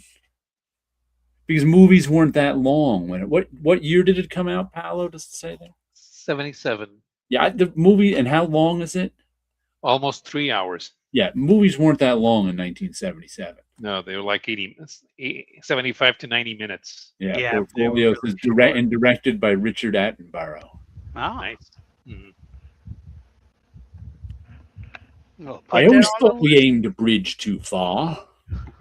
Because the whole movie, like Operation Market Garden, was this really ambitious Allied plan. I think it took place in like 43, where they were going to all parachute into France, and they had to all in a row take these, I think, 6 bridges. I think I saw bits and pieces of it. Yeah, you may have seen it over the years, Yeah. and it was just. And the name comes from a famous quote where, somebody in charge of it said, I always thought we aimed a bridge too far. And you'll often hear that as a saying when somebody overreaches. That was a bridge too far, huh? But it's a good one. I'll have to put that one on someday. Maybe on Sunday after my barbecue when I'm always exhausted and sitting in a chair all Sunday. So you're going to watch a 3-hour movie after being exhausted from a barbecue? Yes, because you can get a good nap in. Yeah, that's right. One of my favorite movies to nap to is what's his name? 2001: A Space Odyssey. Mm-hmm. You don't know how many that used to run. There used to be a channel on cable in like the late 90s, early 2000s called Flix, Flix. And it was a commercial-free movie channel, but it kind of had all the cheap movies. It wasn't like an HBO or a Showtime. It was like, I forget, probably like Showtime owned them, and they put on all the movies they could get for really cheap. It's where I saw some good movies for the first time. But they would run 2001: A Space Odyssey all the time on Flix. I can remember many, like a sunny summer afternoon where I'm just kind of tired, and like I turn on the TV to see what's on, before the age of streaming and on-demand stuff. and 2001: A Space Odyssey would be on, I'd be like, all right, and I'd lie down and I'd nap in and out of Of it, 2001. yeah. I'd wake up or something. Oh, cool! This part. I'd watch it for a while, fall back to sleep. I'd wake up, watch 2001. Great movie to nap through. The first Star Wars is like that for me now. I can easily just fall asleep watching it. My favorite nap is Ghost in the Shell. Love it, but I always choose to see it when I'm too tired. I don't nap watching movies. I don't anymore. I mean, I used to, but I don't anymore. They showed Shalako today here, so I'm probably going to watch it tomorrow. Shalako is the only Sean Connery Western. It's a European production. It's Sean Connery and Brigitte Bardot. And Sean Connery does attempt to make do an American accent, and fails tremendously. It's still Sean Connery. Hello, I'm Sean Connery and I'm American. I'm here to fight Indians. Alex Progressive says I napped through 2001 on first release at the theater. Iron Zero says Chicalo based on a Louis L'Amour books, and I recall it being okay. Yeah, Louis L'Amour probably has more books adapted than Stephen King. Yeah, I've read a lot of. I went through a Western stage. I've read a lot of Louis L'Amour books. You don't nap through movies because you're a young dude, Paolo. I now watch movies what I call old man style, which is 20 minutes at a time, and then I turn it off and I can't sit down and concentrate most of the time through an entire movie. TV shows I'm okay with because they end in 40 minutes. I've fallen asleep to TV shows, and when they're streaming, I wake up. It's like, okay, what episode am I on? I gotta rewind. Well, if you watch a Young and the Restless marathon, it doesn't really matter which episode you're on. Yeah. Which episode am I on? Let's see, what other comic did I get that I can show off? Oh, this one was pretty good. I'm really enjoying this series that I've never heard of. It's up to issue 35. I only started it a couple of issues ago. Essentia. Some nice metallic-like cover. I like that cover. This is the one that the writer is John Dolmayan. I think he's the one behind Wake Entertainment. The artist is just named Artecida. Articida. I don't know how he pronounces that. The color artist is only named Blonde. Blond. I've heard of them. I've showed them off before. You probably, and then there's he probably paid a lot for that Frank Cho logo design, so he's showing it off on the back of every cover. Oh yeah. There it is in place on the trade. He's like, I'm just putting the logo back there because it's this beautiful Frank Cho drawing. Make buttons, make stickers. The artwork's pretty nice. Whoops. Let me see. And I don't know how to describe because I've only read a few issues, and I read an issue before this story arc. I think it's sort of an anthology. And every issue so far has started with, like, up there it says Essentia 2105. Then it says down here Bethany Spring 2082.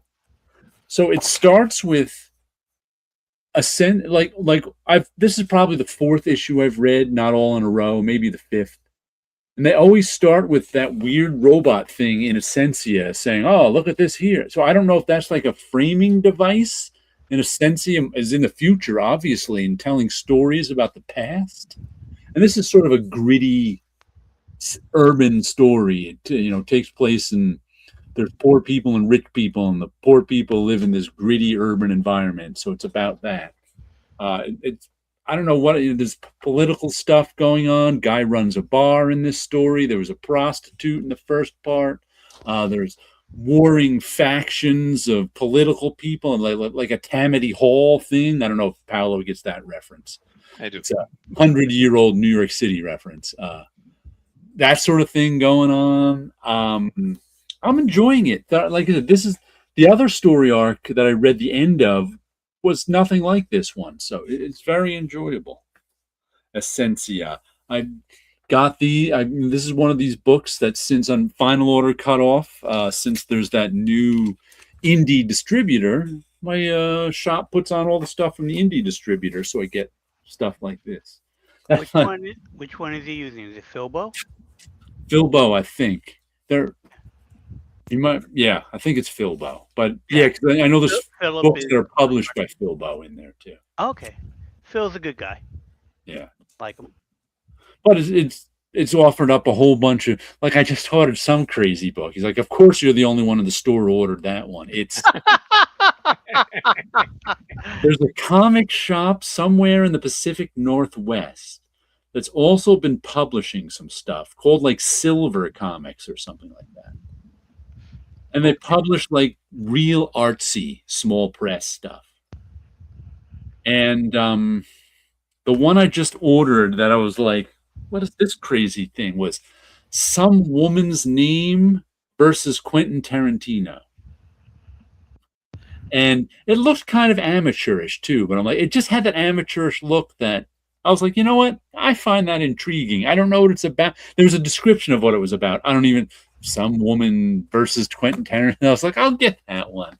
So we'll see it when it comes in a few weeks. But that was a real small press one that Roy always goes, who ordered this one? Jared? Oh yeah.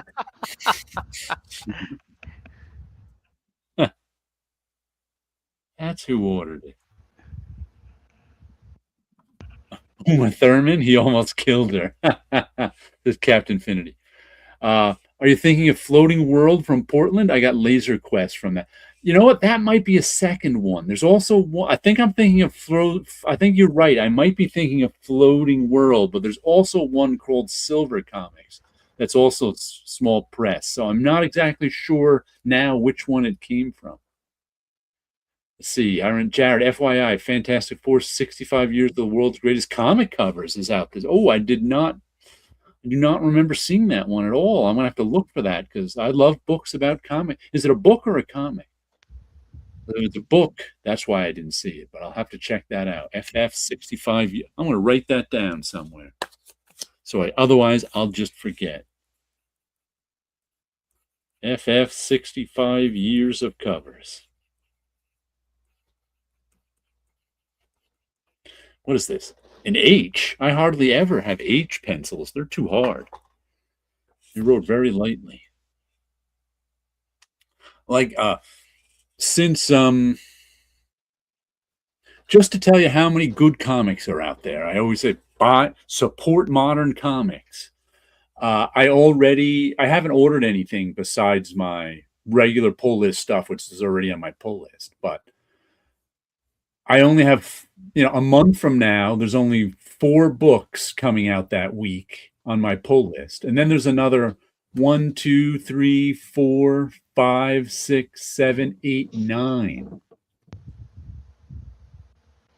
So there's 4 books on my pull. There's 5 books on my pull list, since one of them should be, and 8 others that I'm interested in. It's just like crazy how many good comics are out there.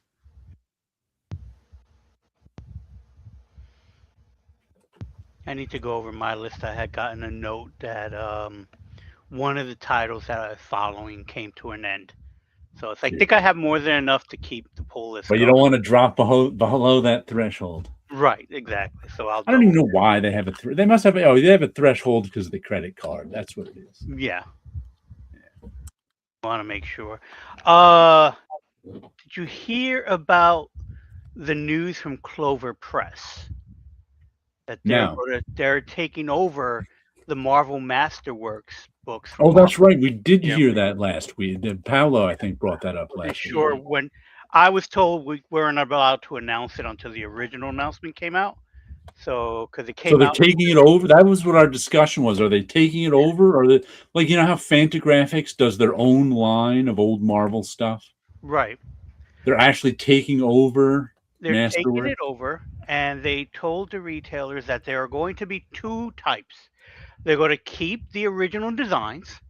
which So is if what you Marvel was doing too right, so if you when I want, was still there yeah, so and if we charging were, $5 more. yep, so if we were already collecting them Right. and we want to keep the shelf to look the same, The original design. the original design will keep going. And then if you're jumping on for the first time, there's a Clover Press edition of their own designs Will they be for it. reprinting the older ones? That I'm not sure. I It hope seemed like so. they were more talking about that they were continuing the line. The problem that Powell and I were discussing last week, Mhm. what exactly is there to continue? Because most of the stuff they're up to, Right. there's not a ton of demand for. Right. And if you want to read those stories because they're your favorite ones, in a in a better package, that's why the Epic line is there. Right. You get the Epic collections because you get it's your favorite 4 years in comics. Get two epics, it's done. True. It's cheap. It's cheaper to get all those than to wait for the masterworks to come out. And if you want to have a hardcover, you go for the omnibus, which is 1,000 pages and gets you everything. There's the one I ordered, Iron Zero. It is a floating world book. Hannah and the Hells versus Quentin Tarantino, #1. So Floating World is the comic book company that's a comic shop in the Pacific Northwest. Let's see. So the year of the Raymond revives Masterworks, preserving legacy numbering of the class. The first new Uncanny X-Men Volume 18 Super Villain Team Up. Volume 1. 26 after week sales. Okay, yeah. Week so yeah, sales. Mighty Thor. 2026 is when they canceled it. This did Yeah, some weak reason that sales. copy That's why came- Marvel is giving it up. Not a surprise there's weak sales. I guess what's weak sales for Marvel can be strong sales for Clover Press. And Clover Right. Press has been doing some Art of Marvel books too. So I know they've been doing those for the last year. So I guess they got some they got a working relationship with Marvel. So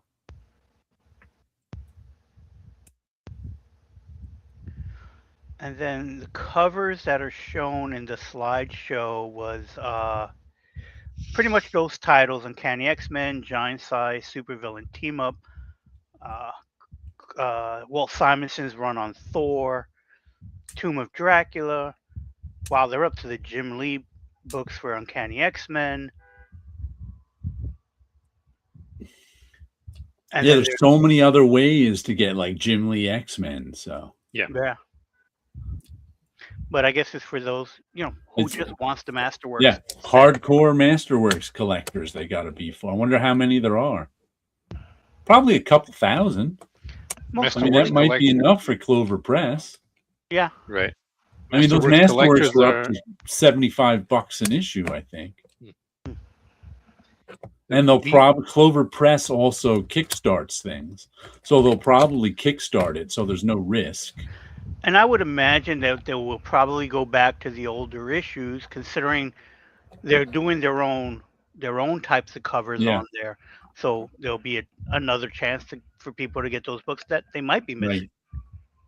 Because Marvel hasn't kept all those in print. No. Not even the classic stuff that could be evergreen. But I thought it was interesting when they made the announcements, like, please do not share this information until the press release comes out. And I had no idea when the press release was coming out because they didn't give us that information. So I must think have been last Friday night because Paolo knew it. Yeah. Okay. So it was announced that morning because it was on a Friday when I heard about it. Iron Zero says, I wonder how many college libraries have Marvel Masterworks in their collections. Good question. Yeah. What's that library in New York City that the woman runs and has all the inns with all the artists who get like Walt Simonson gave her his papers, and I forget which library it is, but the main librarian in it is very into comics and has a lot of historical comics material because she's curated it over the last 20 years or so. And like comics people, like I think Walter donated all his papers to that library. I think it's a college library in the city. I can't remember which one. I have this the first Might time be a hearing state about one. it. Yeah.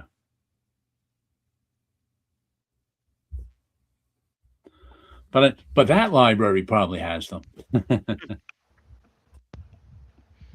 Probably does. I've never seen them for sale though in a library edition. You know how you go on eBay and get collected editions sometimes, and it's like a library copy. But I've never actually looked for many masterworks besides the remaindered ones. I would imagine because whatever library copies of books I have was because it was on sale at the library first. Yeah. You know, Well, I think that's how they get on eBay too. yeah, and they eventually maybe whoever bought it there brought it onto eBay. Um, yeah, one or two books I have, well, a handful of books I have are library copies, but I usually never resell them because I just keep them. Yeah. Let's see another comic I got this week: the long-running Monstrous.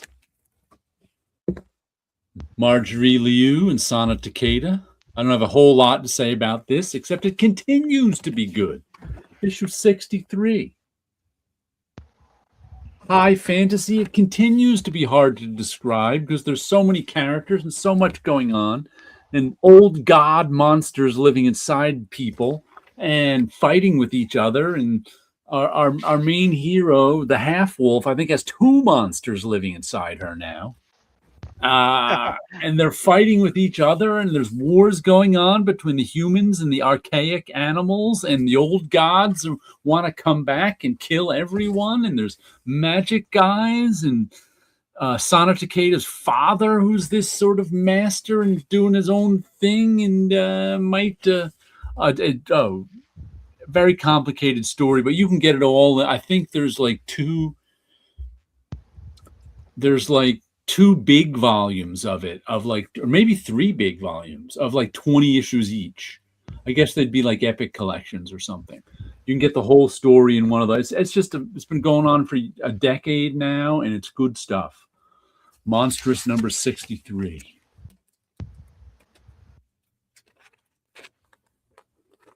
It's amazing how long some comics have been around. And I'm the only one getting it. I don't really usually see anyone showing a new issue of Monstrous on YouTube. But Roy got his, that's one that Roy, who runs our comic shop I've mentioned, has a daughter-in-law who, I think it was last winter I met her because she was filling in for someone at the comic shop. So I got to talking with her. She's very nice. But she's a reader, but not a comic reader. So I was recommending things to her to try it because she wanted to try some comics. And one of the things that Roy got her for Christmas was the first two big volumes of Monstrous, and she really liked them. So Monstrous is probably a good book for people who are readers who aren't necessarily comic readers. Mm-hmm. Which is something we always discuss here. What to give to people who are readers, but not necessarily comic readers. Well, I also read a couple of issues in this. Stephen King's The Stand omnibus that Jay Lee drew the first volumes in. Ooh. Wow. I only read a couple of issues before I switched over to Firefly.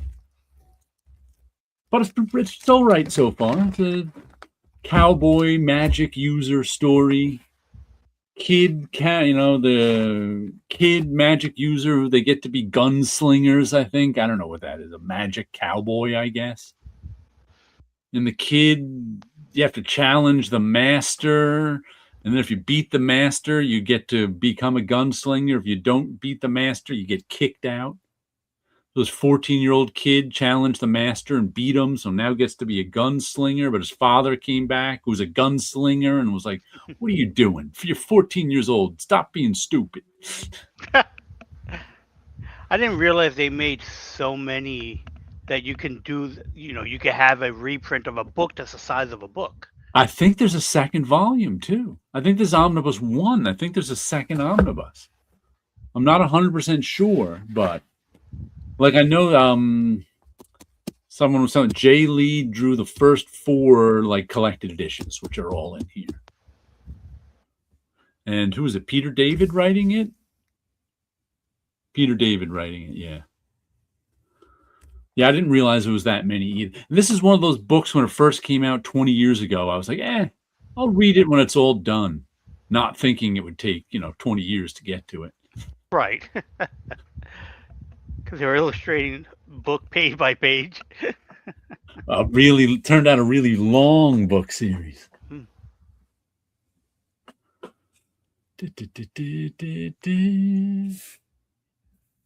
See, another book that I got is Superman issue number 40. So on the cover we have Superboy and Manchester Black. Oh, Manchester Black is back. I still like that story with the very first one. And it's weird how he's color hold.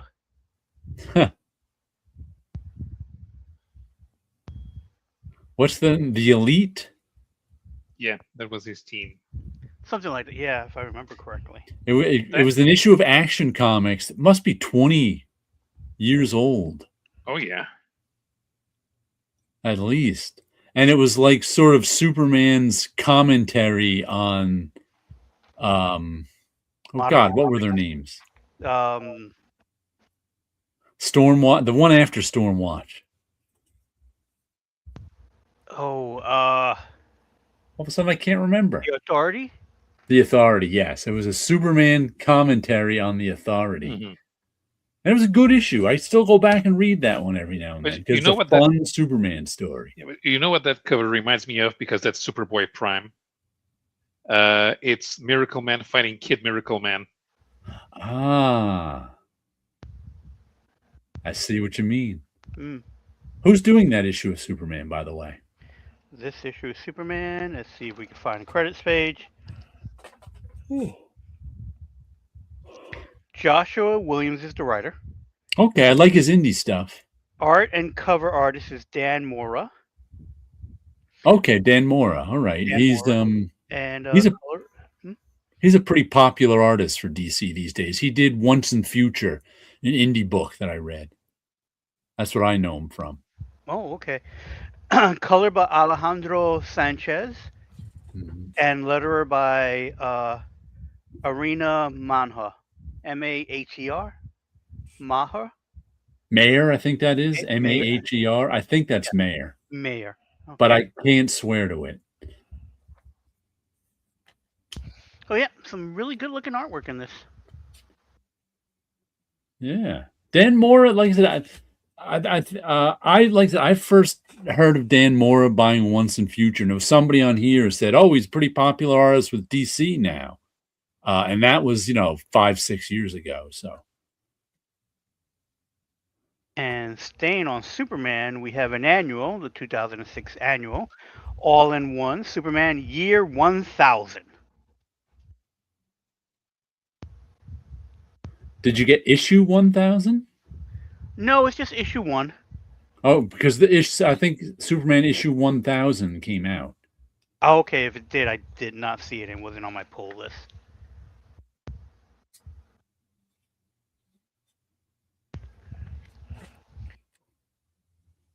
Who's the creative team on that?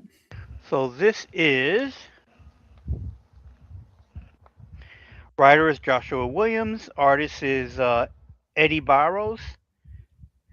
You know that name. Actually, it's the same coloring and lettering team. Yes, Joshua Williamson is their Superman guy right now. Yeah, it looks like it. And I don't know if this is multiple stories in one because it is an annual, or if it's one continuous story. No, there's a Legionnaire story in here as well, but written by Joshua Williams. Ooh, here's a nice little shot.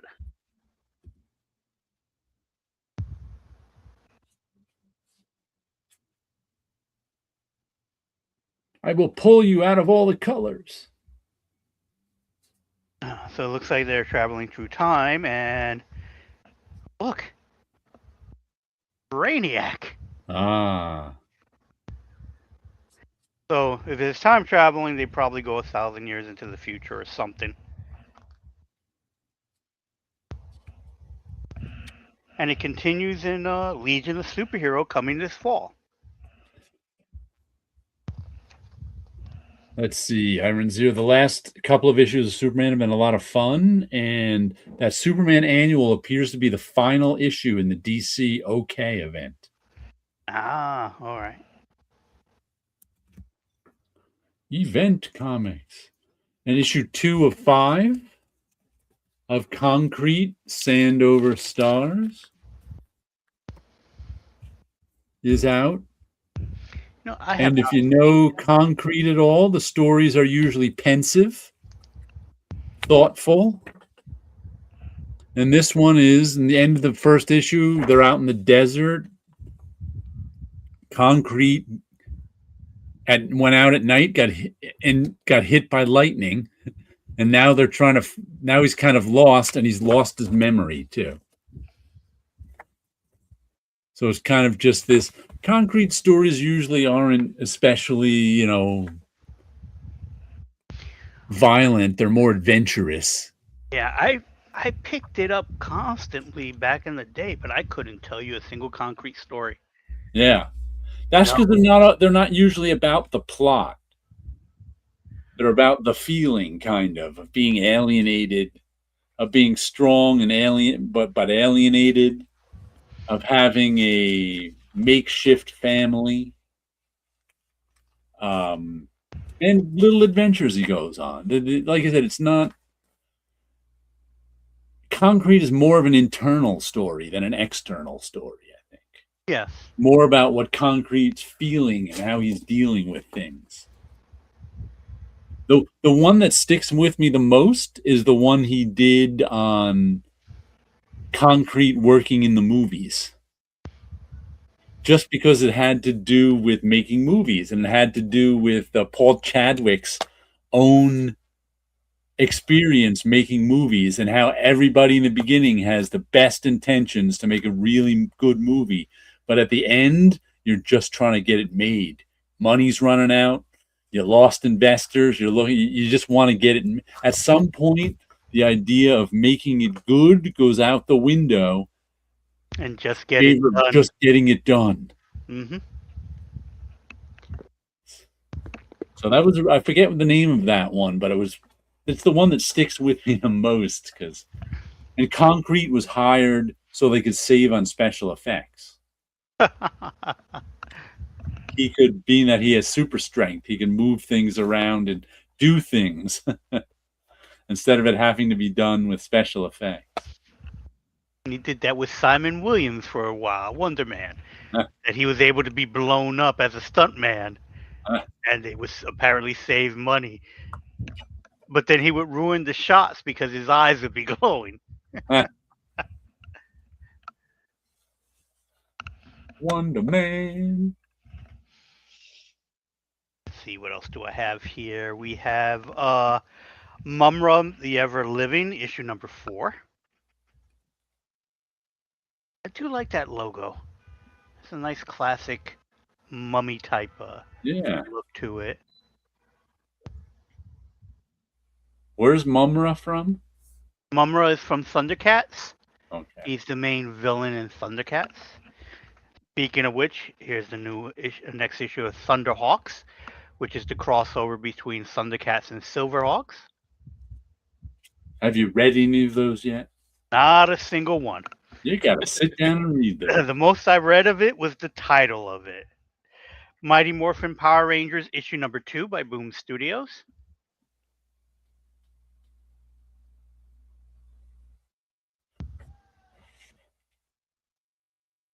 and Kato 89, 84. Sorry, or Kaito are 5 of 5. Nice.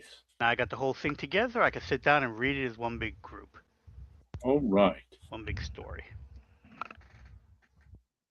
Nice covers brings me back to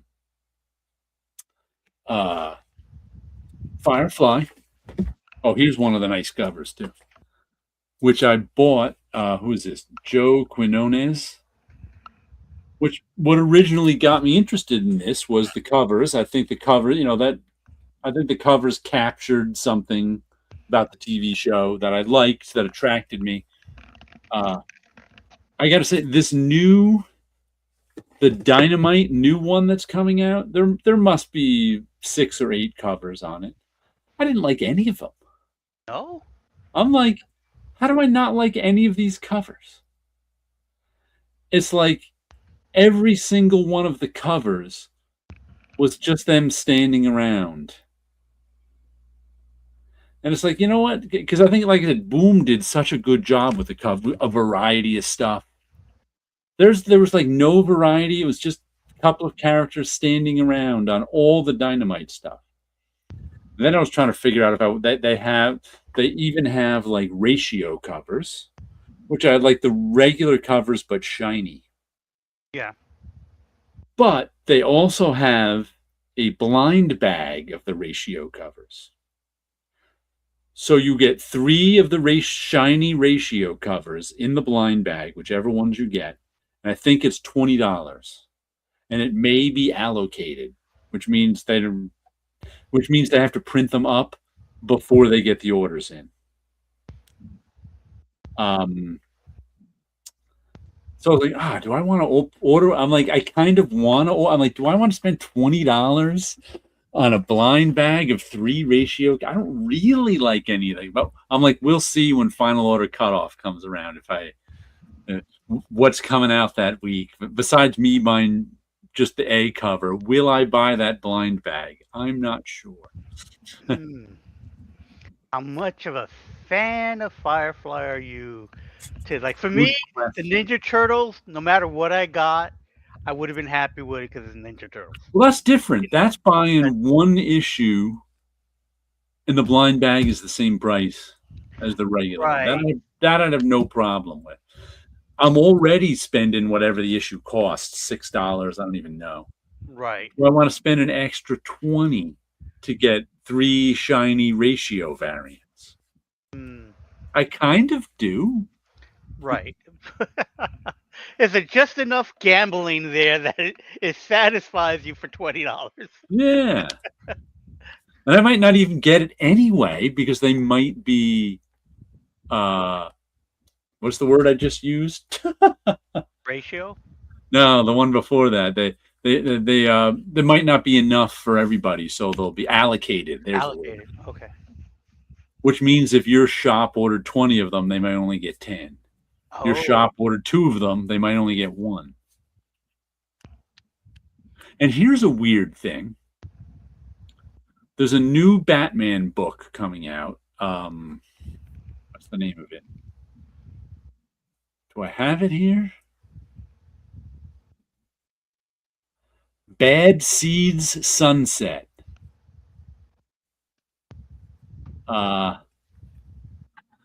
Batman Bad Seeds Sunset, which is on final order cutoff this week. But I happened to see, like yesterday, the day before, what looked like a really nice cover to me for Batman Bad Seeds Sunset, except it was a glow in the dark version. And I'm like, cool, a glow in the dark version. I'd like to get that. The only problem was that one version was on final order cutoff last week. I imagine because the glow in the dark process takes a week longer. So the rest of the books are on final order cutoff for this week, but I missed the final order cutoff for the glow in the dark one. I'm like, oh well, I didn't need it that badly. Let's see. He's got some more info for us, Irons. Bad Seeds is the DC event for the fall. For the first time ever, I'm going to get all of them. Whoa! Ooh, Finally, an event that caught. Are you going to get the glow in the dark cover? I mean, $5.99 for the regular book. I think the glow in the dark was like $8, maybe. But Okay. I'm a sucker for glow in the dark. I am too. I like the glow in the dark covers that I've had. Yeah. Ghost Rider, I think is one of the best ones Yep. because it's Comes to Ghost mind Rider. immediately.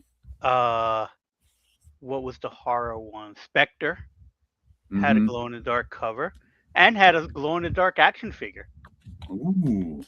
that I did get, and I think so did Swamp Thing had a glow in Swamp the Thing. Swamp Thing had a glow in the dark action figure as well.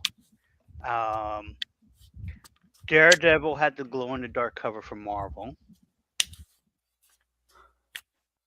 That's all I can think of off the top of my head who had glow in the dark covers. I don't have any of them. I know I have some glow in the dark stuff from the last 10 years, maybe 2 comics. I don't remember where they are. I mean, I don't remember what they are. They must be in my bought only for their covers section, but I haven't actually seen them in years. So it's like I'm a sucker for glow in the dark, but now I need a glow in the dark section if I have 3. Yeah, I used to have the Ghost Rider one hanging up. Okay. So it would be, at night you go to bed, it's like Ghost Rider's head is glowing in the dark. Huh. And the Punisher should have had one if it didn't have one. The logo glowing in the dark. That would make sense. Let's see. Glow in the Dark is 48 pages, says Iron Zero, $8.99. I'm seeing FLC as October 5th, but I like the standard cover better. I've got the glow in the dark one was final order cut off last week from my local comic shop, and this week has all the other ones. So, are you sure it's not coming out? It's Batman Bad Seeds Sunset. Maybe it's a different one I saw last. I don't. There, you know what? There could be more than one glow in the dark cover. Very well could be because Because if it's a crossover, that means there's lots of different series that go with Bad Seeds. And if they're already paying for that process. Yeah, I take it back. Cover B, Dan Moore is what I'm getting. So I might be able to get another glow in the dark cover. So I'll keep my eyes open. You are right. I'm looking at the last issue, which is Sunrise. Okay, so maybe I'll get a glow in the dark cover for Sunrise. We'll have to see, or maybe my comic shop will get an extra one in. I don't know. You never know. Any glow in the dark covers for you, Paolo? No. That technology is not allowed overseas. We don't want Europe to get glow in the dark technology. That'll put them ahead of us. That's right. It would And be it's un-American to probably give us not a that technology. safe project, a safe product. I think the ones in the watches were radioactive or something like that. You might lick it. Now the licking covers did not catch on over here. By the way, did you see Marie Javen's Facebook post about winning all the awards at how she got teared up? No, I haven't been on Facebook since I've been back. I'm kind of not wanting any spoilers for the movies I'm going to go see this weekend.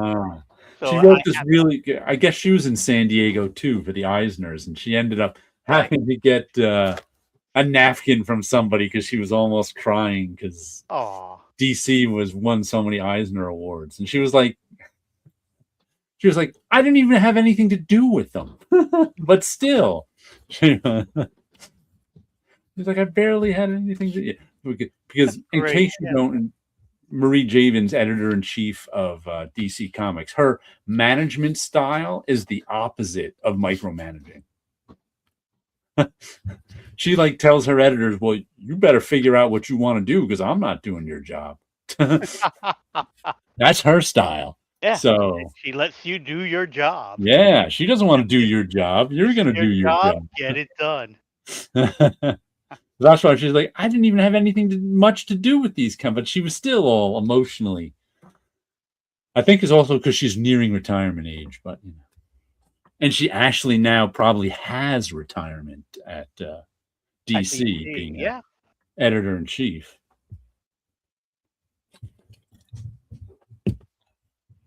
Because I yeah, know she editor. didn't before she got there. Right. Yeah, and editor in chief is one of those. It's amazing if you could retire out of it. Not many people have. No. Matter of fact, most editor in chiefs get fired. Usually they do. Yeah. Yeah. What editor in chiefs weren't fired? Jim Shooter fired. Tom DeFalco fired. Was Bob Harris editor in chief fired? Bob was editor in chief. There was the 5 editors in chief for a little while, and then Bob was Right. victorious in that. And so, but those other guys got to keep their jobs. Then they stopped And, getting fired, I think, because like Joe Quesada didn't get fired.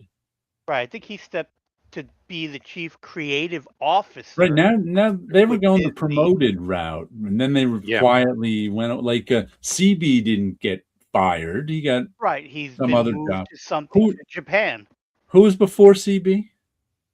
with Joe or Axel. Actually, yeah. Axel Alonso. Axel. He got fired, right? And over at Yeah, DC, yeah, because he I was. think so. Yeah. and over at DC, I don't know. Whoever was before Marie got fired. Was it Jim Lee? No, Jim Lee's still there. I don't think he was ever editor in chief. It Right. was Yeah. like, I don't. who was it?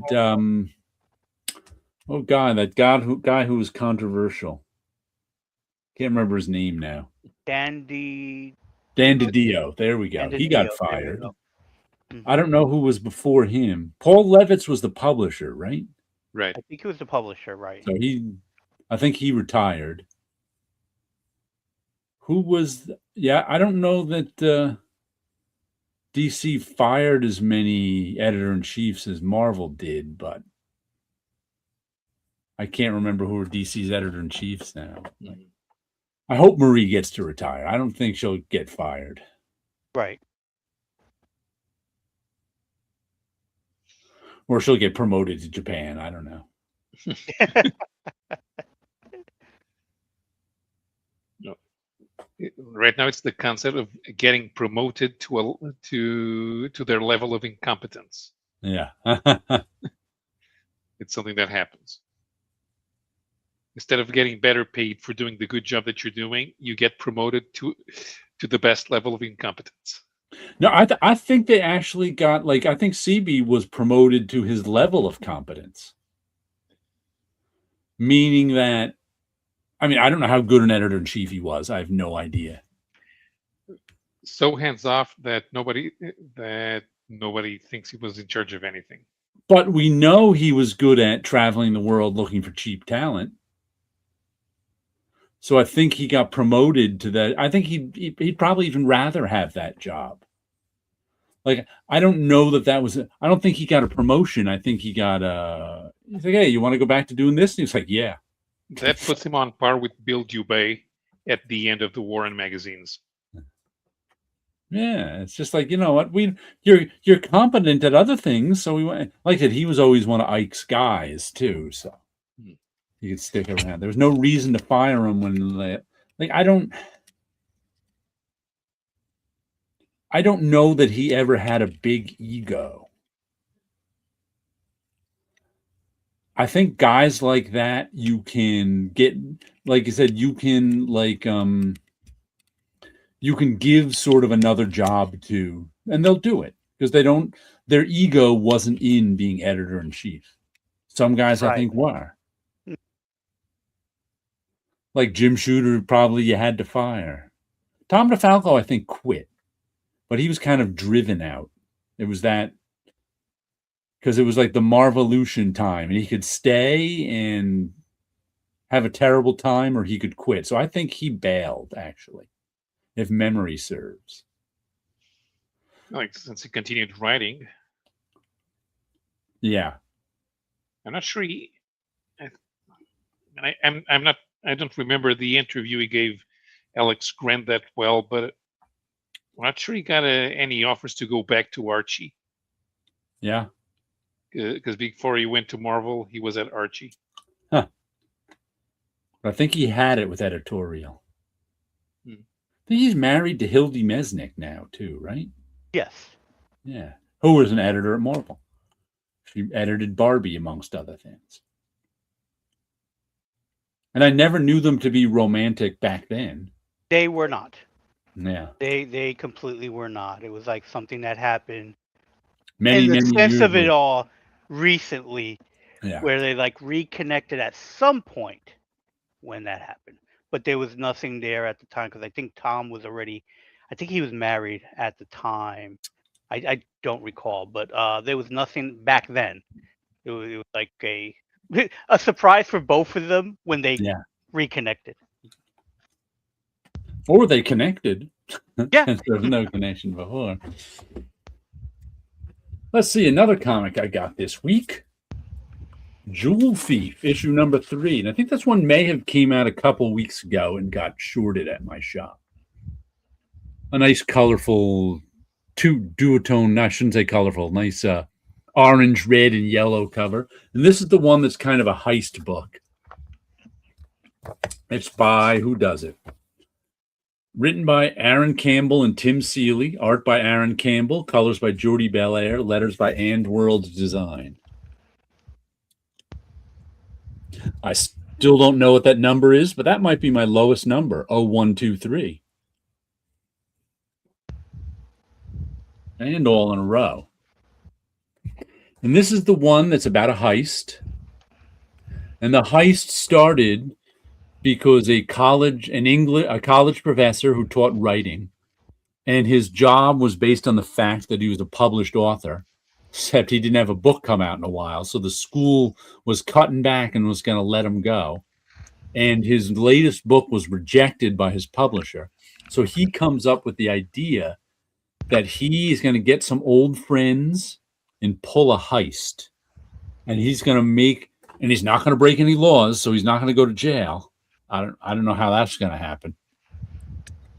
And he's going to write a book. That's going to be his next book, all about him pulling this heist. Of course, things don't go right. And the first 2 issues were kind of, we had already, people were talking to the cops. We had already seen that things didn't go right. And they kept flashing back to the story of how things went. And this one is all from like the point of view of we're in the heist now. So it's not from like the future. We're now in the heist totally. The one thing I find weird about it is that he put this kind of crew together who are sort of like low-level criminals who you kind of grew up with. So it's your typical crew. Picture your typical heist crew. You know, everybody's got a little bit of a specialty. Everybody's a little bit underworld. They're not like straight-up criminals, but they're underworld-ish, you know, that they live in that gray area sometimes. But they all used to play D&D with them when they were kids. So it's like they got the old D&D party together to pull a heist. And that part of it just like, there's like this big tough criminal guy talking about his D&D days. And that like just like makes me go, huh? And like, you go to pull a heist with somebody. You're going to want to do it with a crew that you faked heist with. Yeah, I can understand that, but they just don't seem like they ever played D&D. Oh, okay. That's the problem. I'm like, these guys play D&D? I don't see it. So that part every now and then makes me go, breaks reality for me a little bit. Maybe but it's good. I love heist books, so it's a lot of fun. If the guy wasn't such a he's the most criminal of them, and he's the one who makes the most D&D references, and I'm like, really? I don't think that man. I've never known a D&D person to go bad like that. And he's a big tough guy too. So. But it's been a good book. Another Ignition Press book. And Paolo, did you read the latest Savage Dragon? Nope. Then I won't give anything away for you. Oh, you got it too. I picked it up as well. But this whole issue, did you read the last issue? Do you remember the cliffhanger? I vaguely remember what the cliffhanger was. He, Malcolm Dragon, the end of last issue, the Malcolm Dragon, finally, he's Oh, been away yes, for yes. months He in came Russia, home. fighting their way out, nearly dying a couple of times. And the last page of last issue, he sees his wife, Maxine, who was very sexually adventurous, having sex with some of his friends on camera. So this issue is all the fallout from that. Because it turns out, in order to make rent, she got a deal to make porno movies. And this issue was all fallout from that. I was very amusing. I enjoyed it. I don't want to give anything away, but Yeah, I'm skipping through it now, and it's like, well, it's earning its mature label this issue. my lord. But good stuff.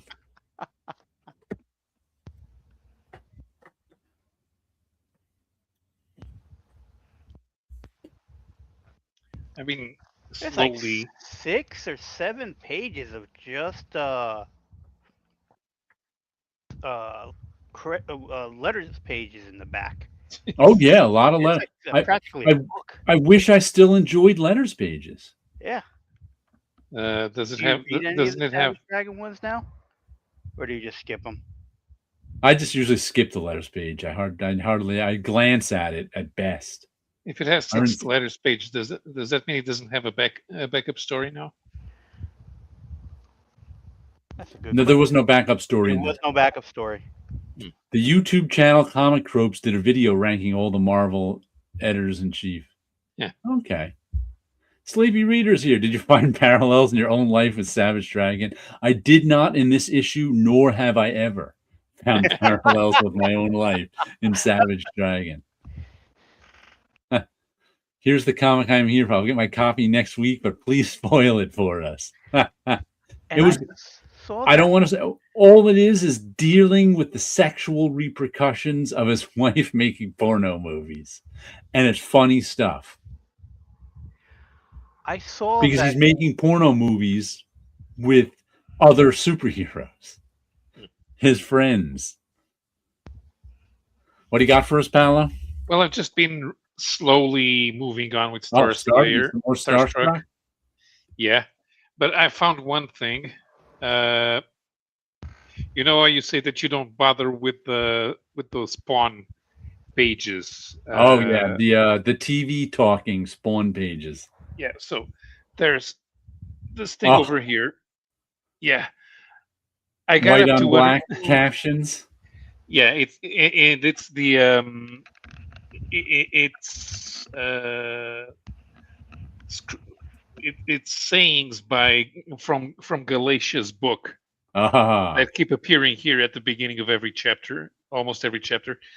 And by the time I got to 150, I couldn't read them anymore because this doesn't say anything of interest. Does not advance the story at all. It's there it's for hard flavor, to but read. I'm not liking it. yeah.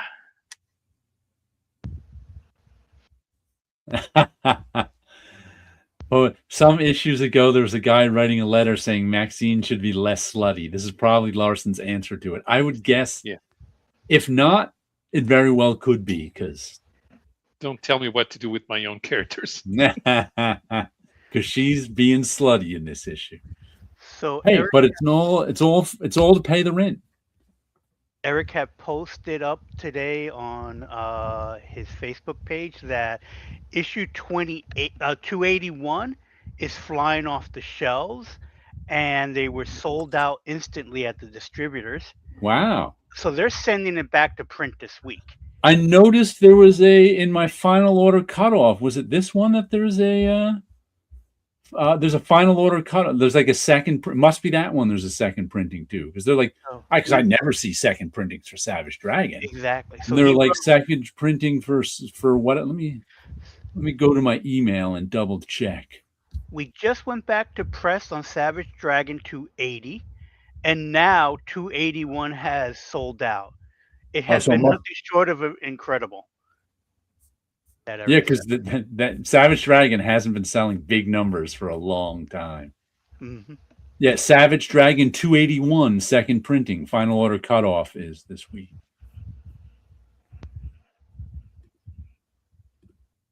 On Monday. I should order a second printing just for the heck of Yeah, it now. yeah. Eric is proving sex sells.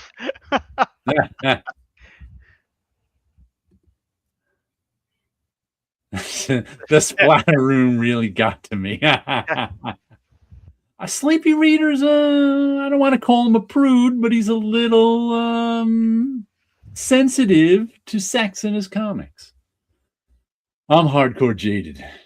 You have no idea that. What you've read. You have I've no seen idea things. the stuff Steve Bunch has showed me when I was in my delicate early 20s. Hmm.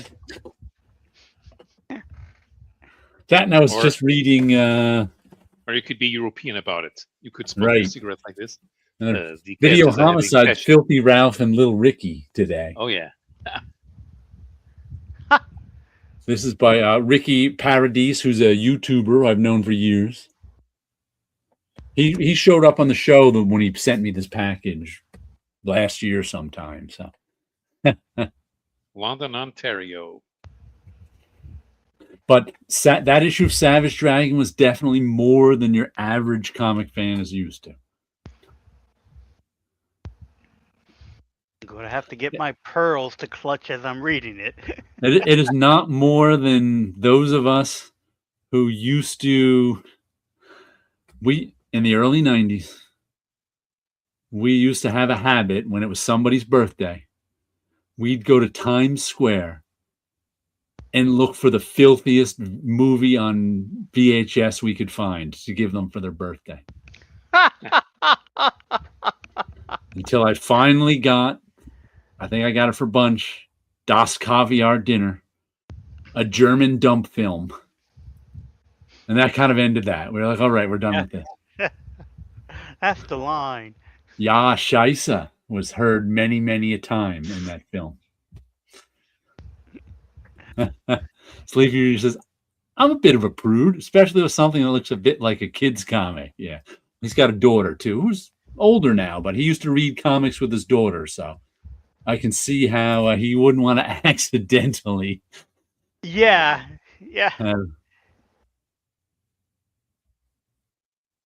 Though I also remember that here's a lot. Not that I have a daughter to,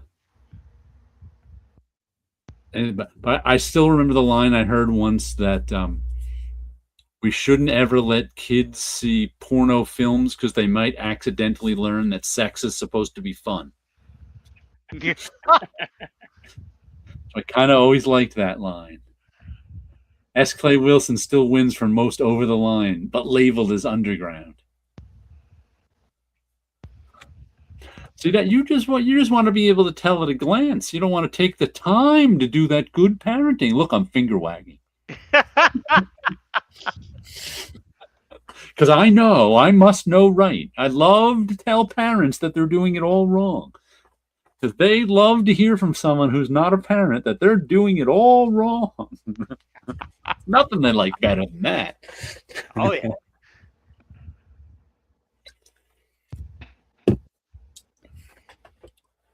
I'm trying to think of the most over-the-line comic I've read. I don't know.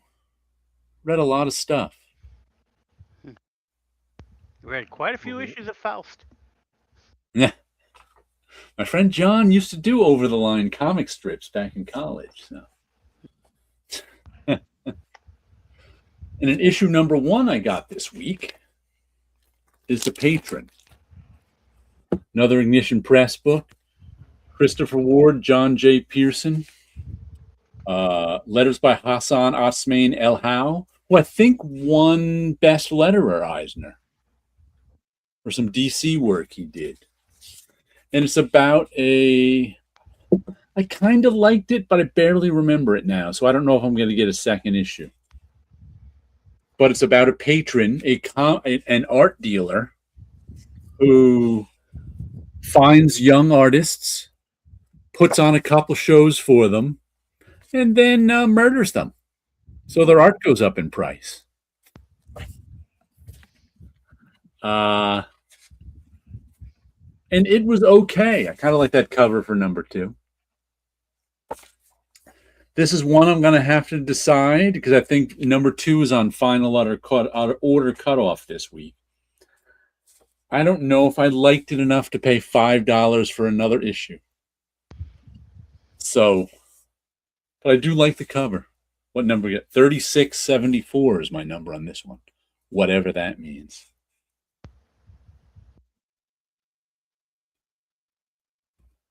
My daughter did glance at Savage Dragon within the explosive sperm scene, and she was upset years ago. Oh, I think I heard him say his daughter's 18 now, so she can decide on her own. I'm not sure, but when she hits 8, she can decide on her own soon. It's been a lot of years Sleepy and I have been on YouTube. Holy cow. I like The Patron. It's a 4-issue mini. It should make a fun. You know what? Maybe I'll try it. I haven't decided yet. I kind of like the first issue, and it kind of hits home because I'd probably be one of those murdered artists.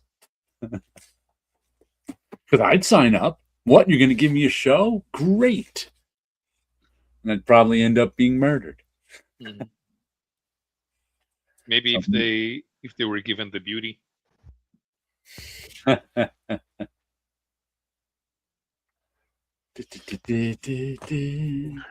trying to remember over the top. Do you guys remember Arrow's comics? Yes. I think I've done.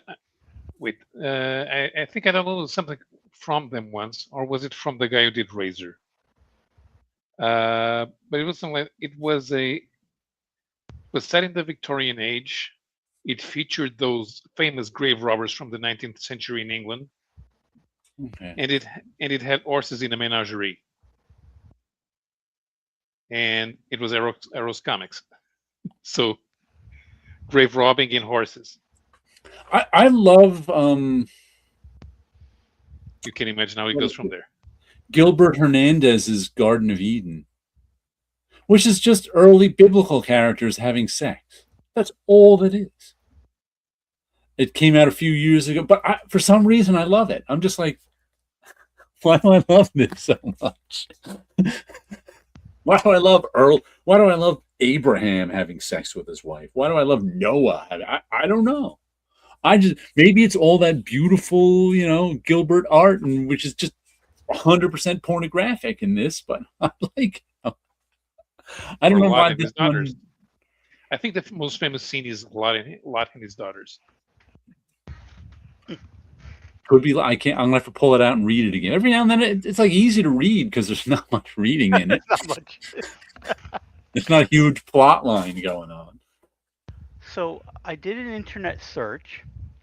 The reason why Ignition Press has those numbers on there, they act as personal serial numbers, meaning no two copies share the same code. It's to make the books are individual collectibles. Oh, so they're one of ones is what they're supposed to be. Right. Ah. So it's it acts as a personal serial number. Okay. A random 4-digit code is printed and designated in the boxes. Because right above the number, it says, unlock your story, ignitionpress.com. So I figured maybe you go there and get a digital copy or some special promotional thing, but no, you go to ignitionpress.com and there's no place to. Okay, so they're just in. So it's just you. My copy is 3674. There's not another copy like this because mine says. That's right. You have something individual. You're an individual snowflake, just like everybody else. And of course, 0, 1, 2, 3, and I want to collect all the 0, 1, 2, 3s. There you go. Because it's 4 numbers in a row. That's cool. All right, so it's just a number they put on there. Just a number they put on it to make it one of one. It's a number they put on to put you on. And the last comic I got of the week is Feral, which is up to issue number 25. Nice. And it's a team up with Stray Dogs. It's been a flip book for the last few issues, with Stray Dogs on one side and Feral on the other. But since at the end of the last issue they met up, we now have Feral and Stray Dogs together, sort of, and it's all about them trying the main story in Feral. And it also says chonky sized anniversary issue. It's by who's this by? It's by Tony Fleece is the writer. Art by Trish Forstner and Tone Rodriguez. Colors by Brad Simpson. No letterer, so I don't know who's doing the letterers. But this is the one that's like a cat zombie story, or an animal zombie story, I should say. But the main characters are cats. There's this rabies outbreak.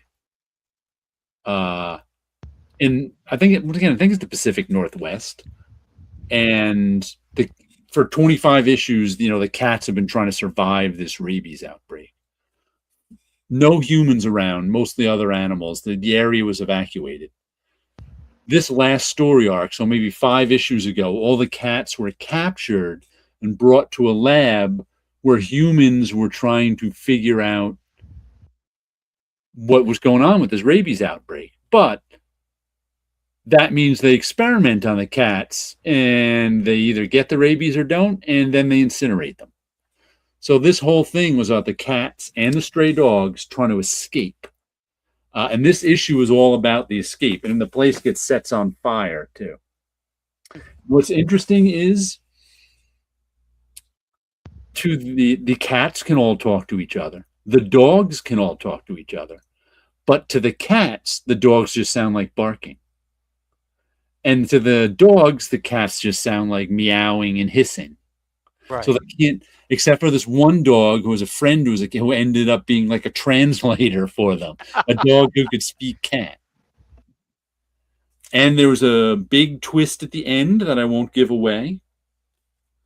But, this is an ongoing. They're like, we got a lot of ideas for this, so we're going to keep going. So issue 25, I never expected this one to be an ongoing. I don't expect anything to be an ongoing these days, if truth be told. But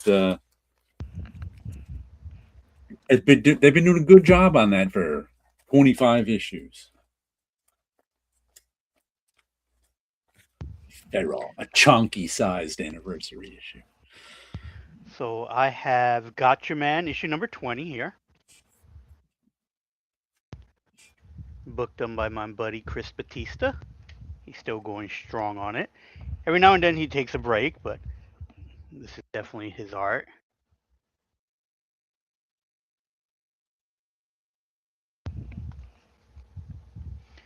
Get another page in here.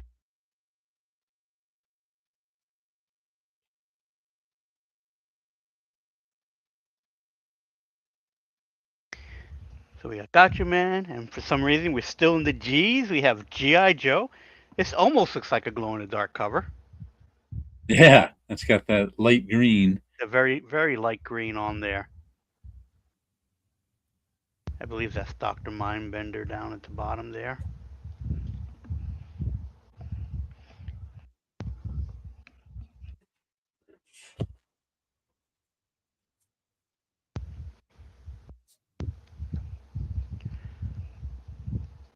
Oops, that's somebody. Just don't want to show that. That's spoiling a piece.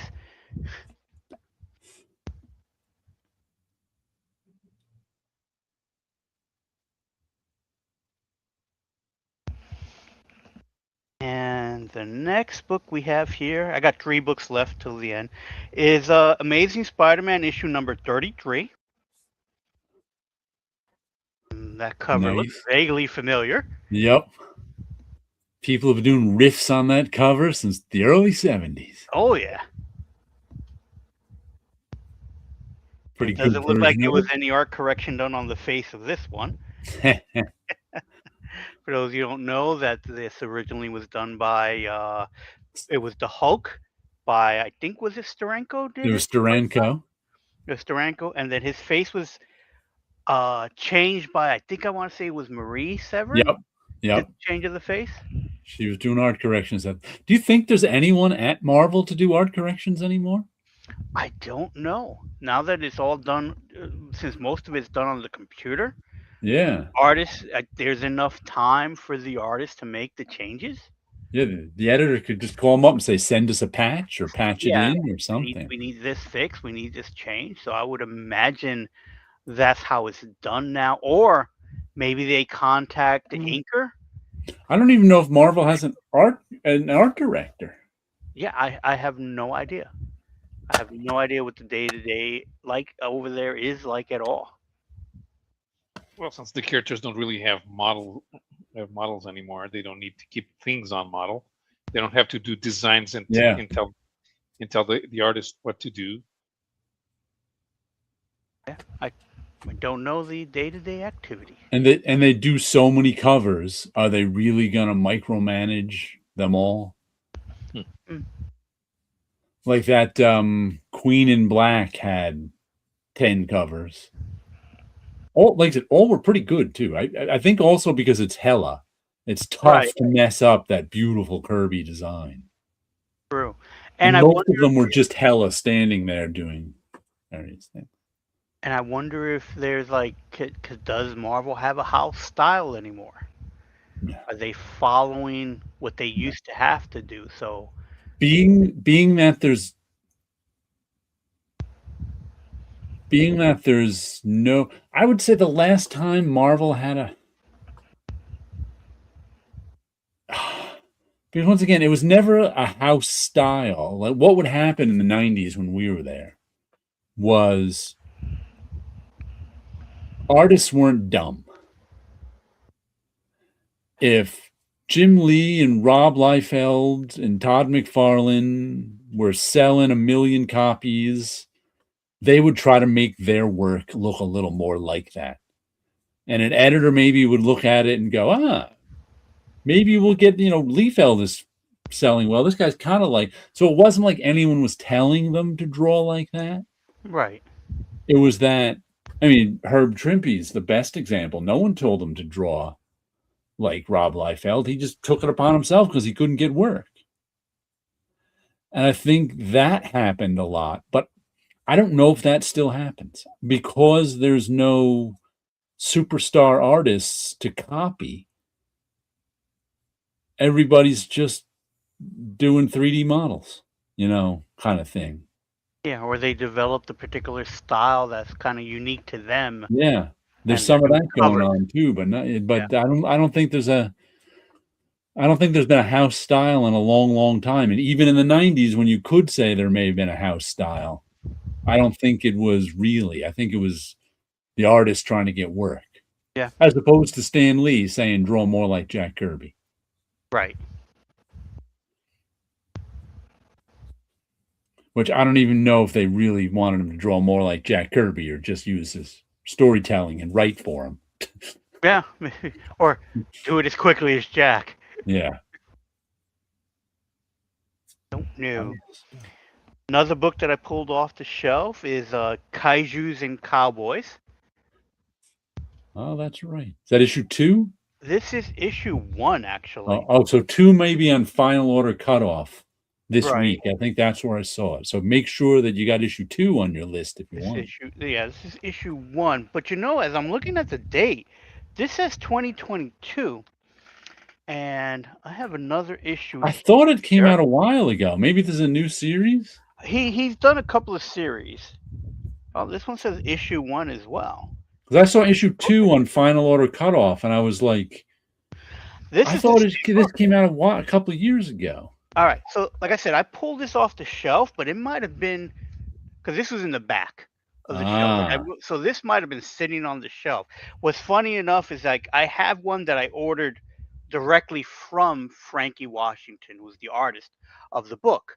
So this one I ordered from him from either Kickstarter or TikTok. And so it's a different cover, but it's the same issue. Kaijus and This one, Cowboys 2026 Massive #2 is on final order cutoff this weekend. right. So this is So an older issue that was still on the shelf. maybe a So different volume. yeah. So that's the one I picked up because again, I know the artist, and it was like, oh, let me grab the book. And then the last comic book that I grab off the shelf is from Dynamite Entertainment, Thundar the Barbarian, issue number 6. Uh-huh. Thunder. The Barbarian. Nice cover. Yep. Pretty good looking one. Let's jump into a page to show what it looks like. Ooh. Guy has like 3 eyes on his head, or maybe more. His all-seeing eye. Yep. Oh no, there it goes all Oh, around. he's got a head full of eyeballs. That's right. And I'm sneaking up on him. No way.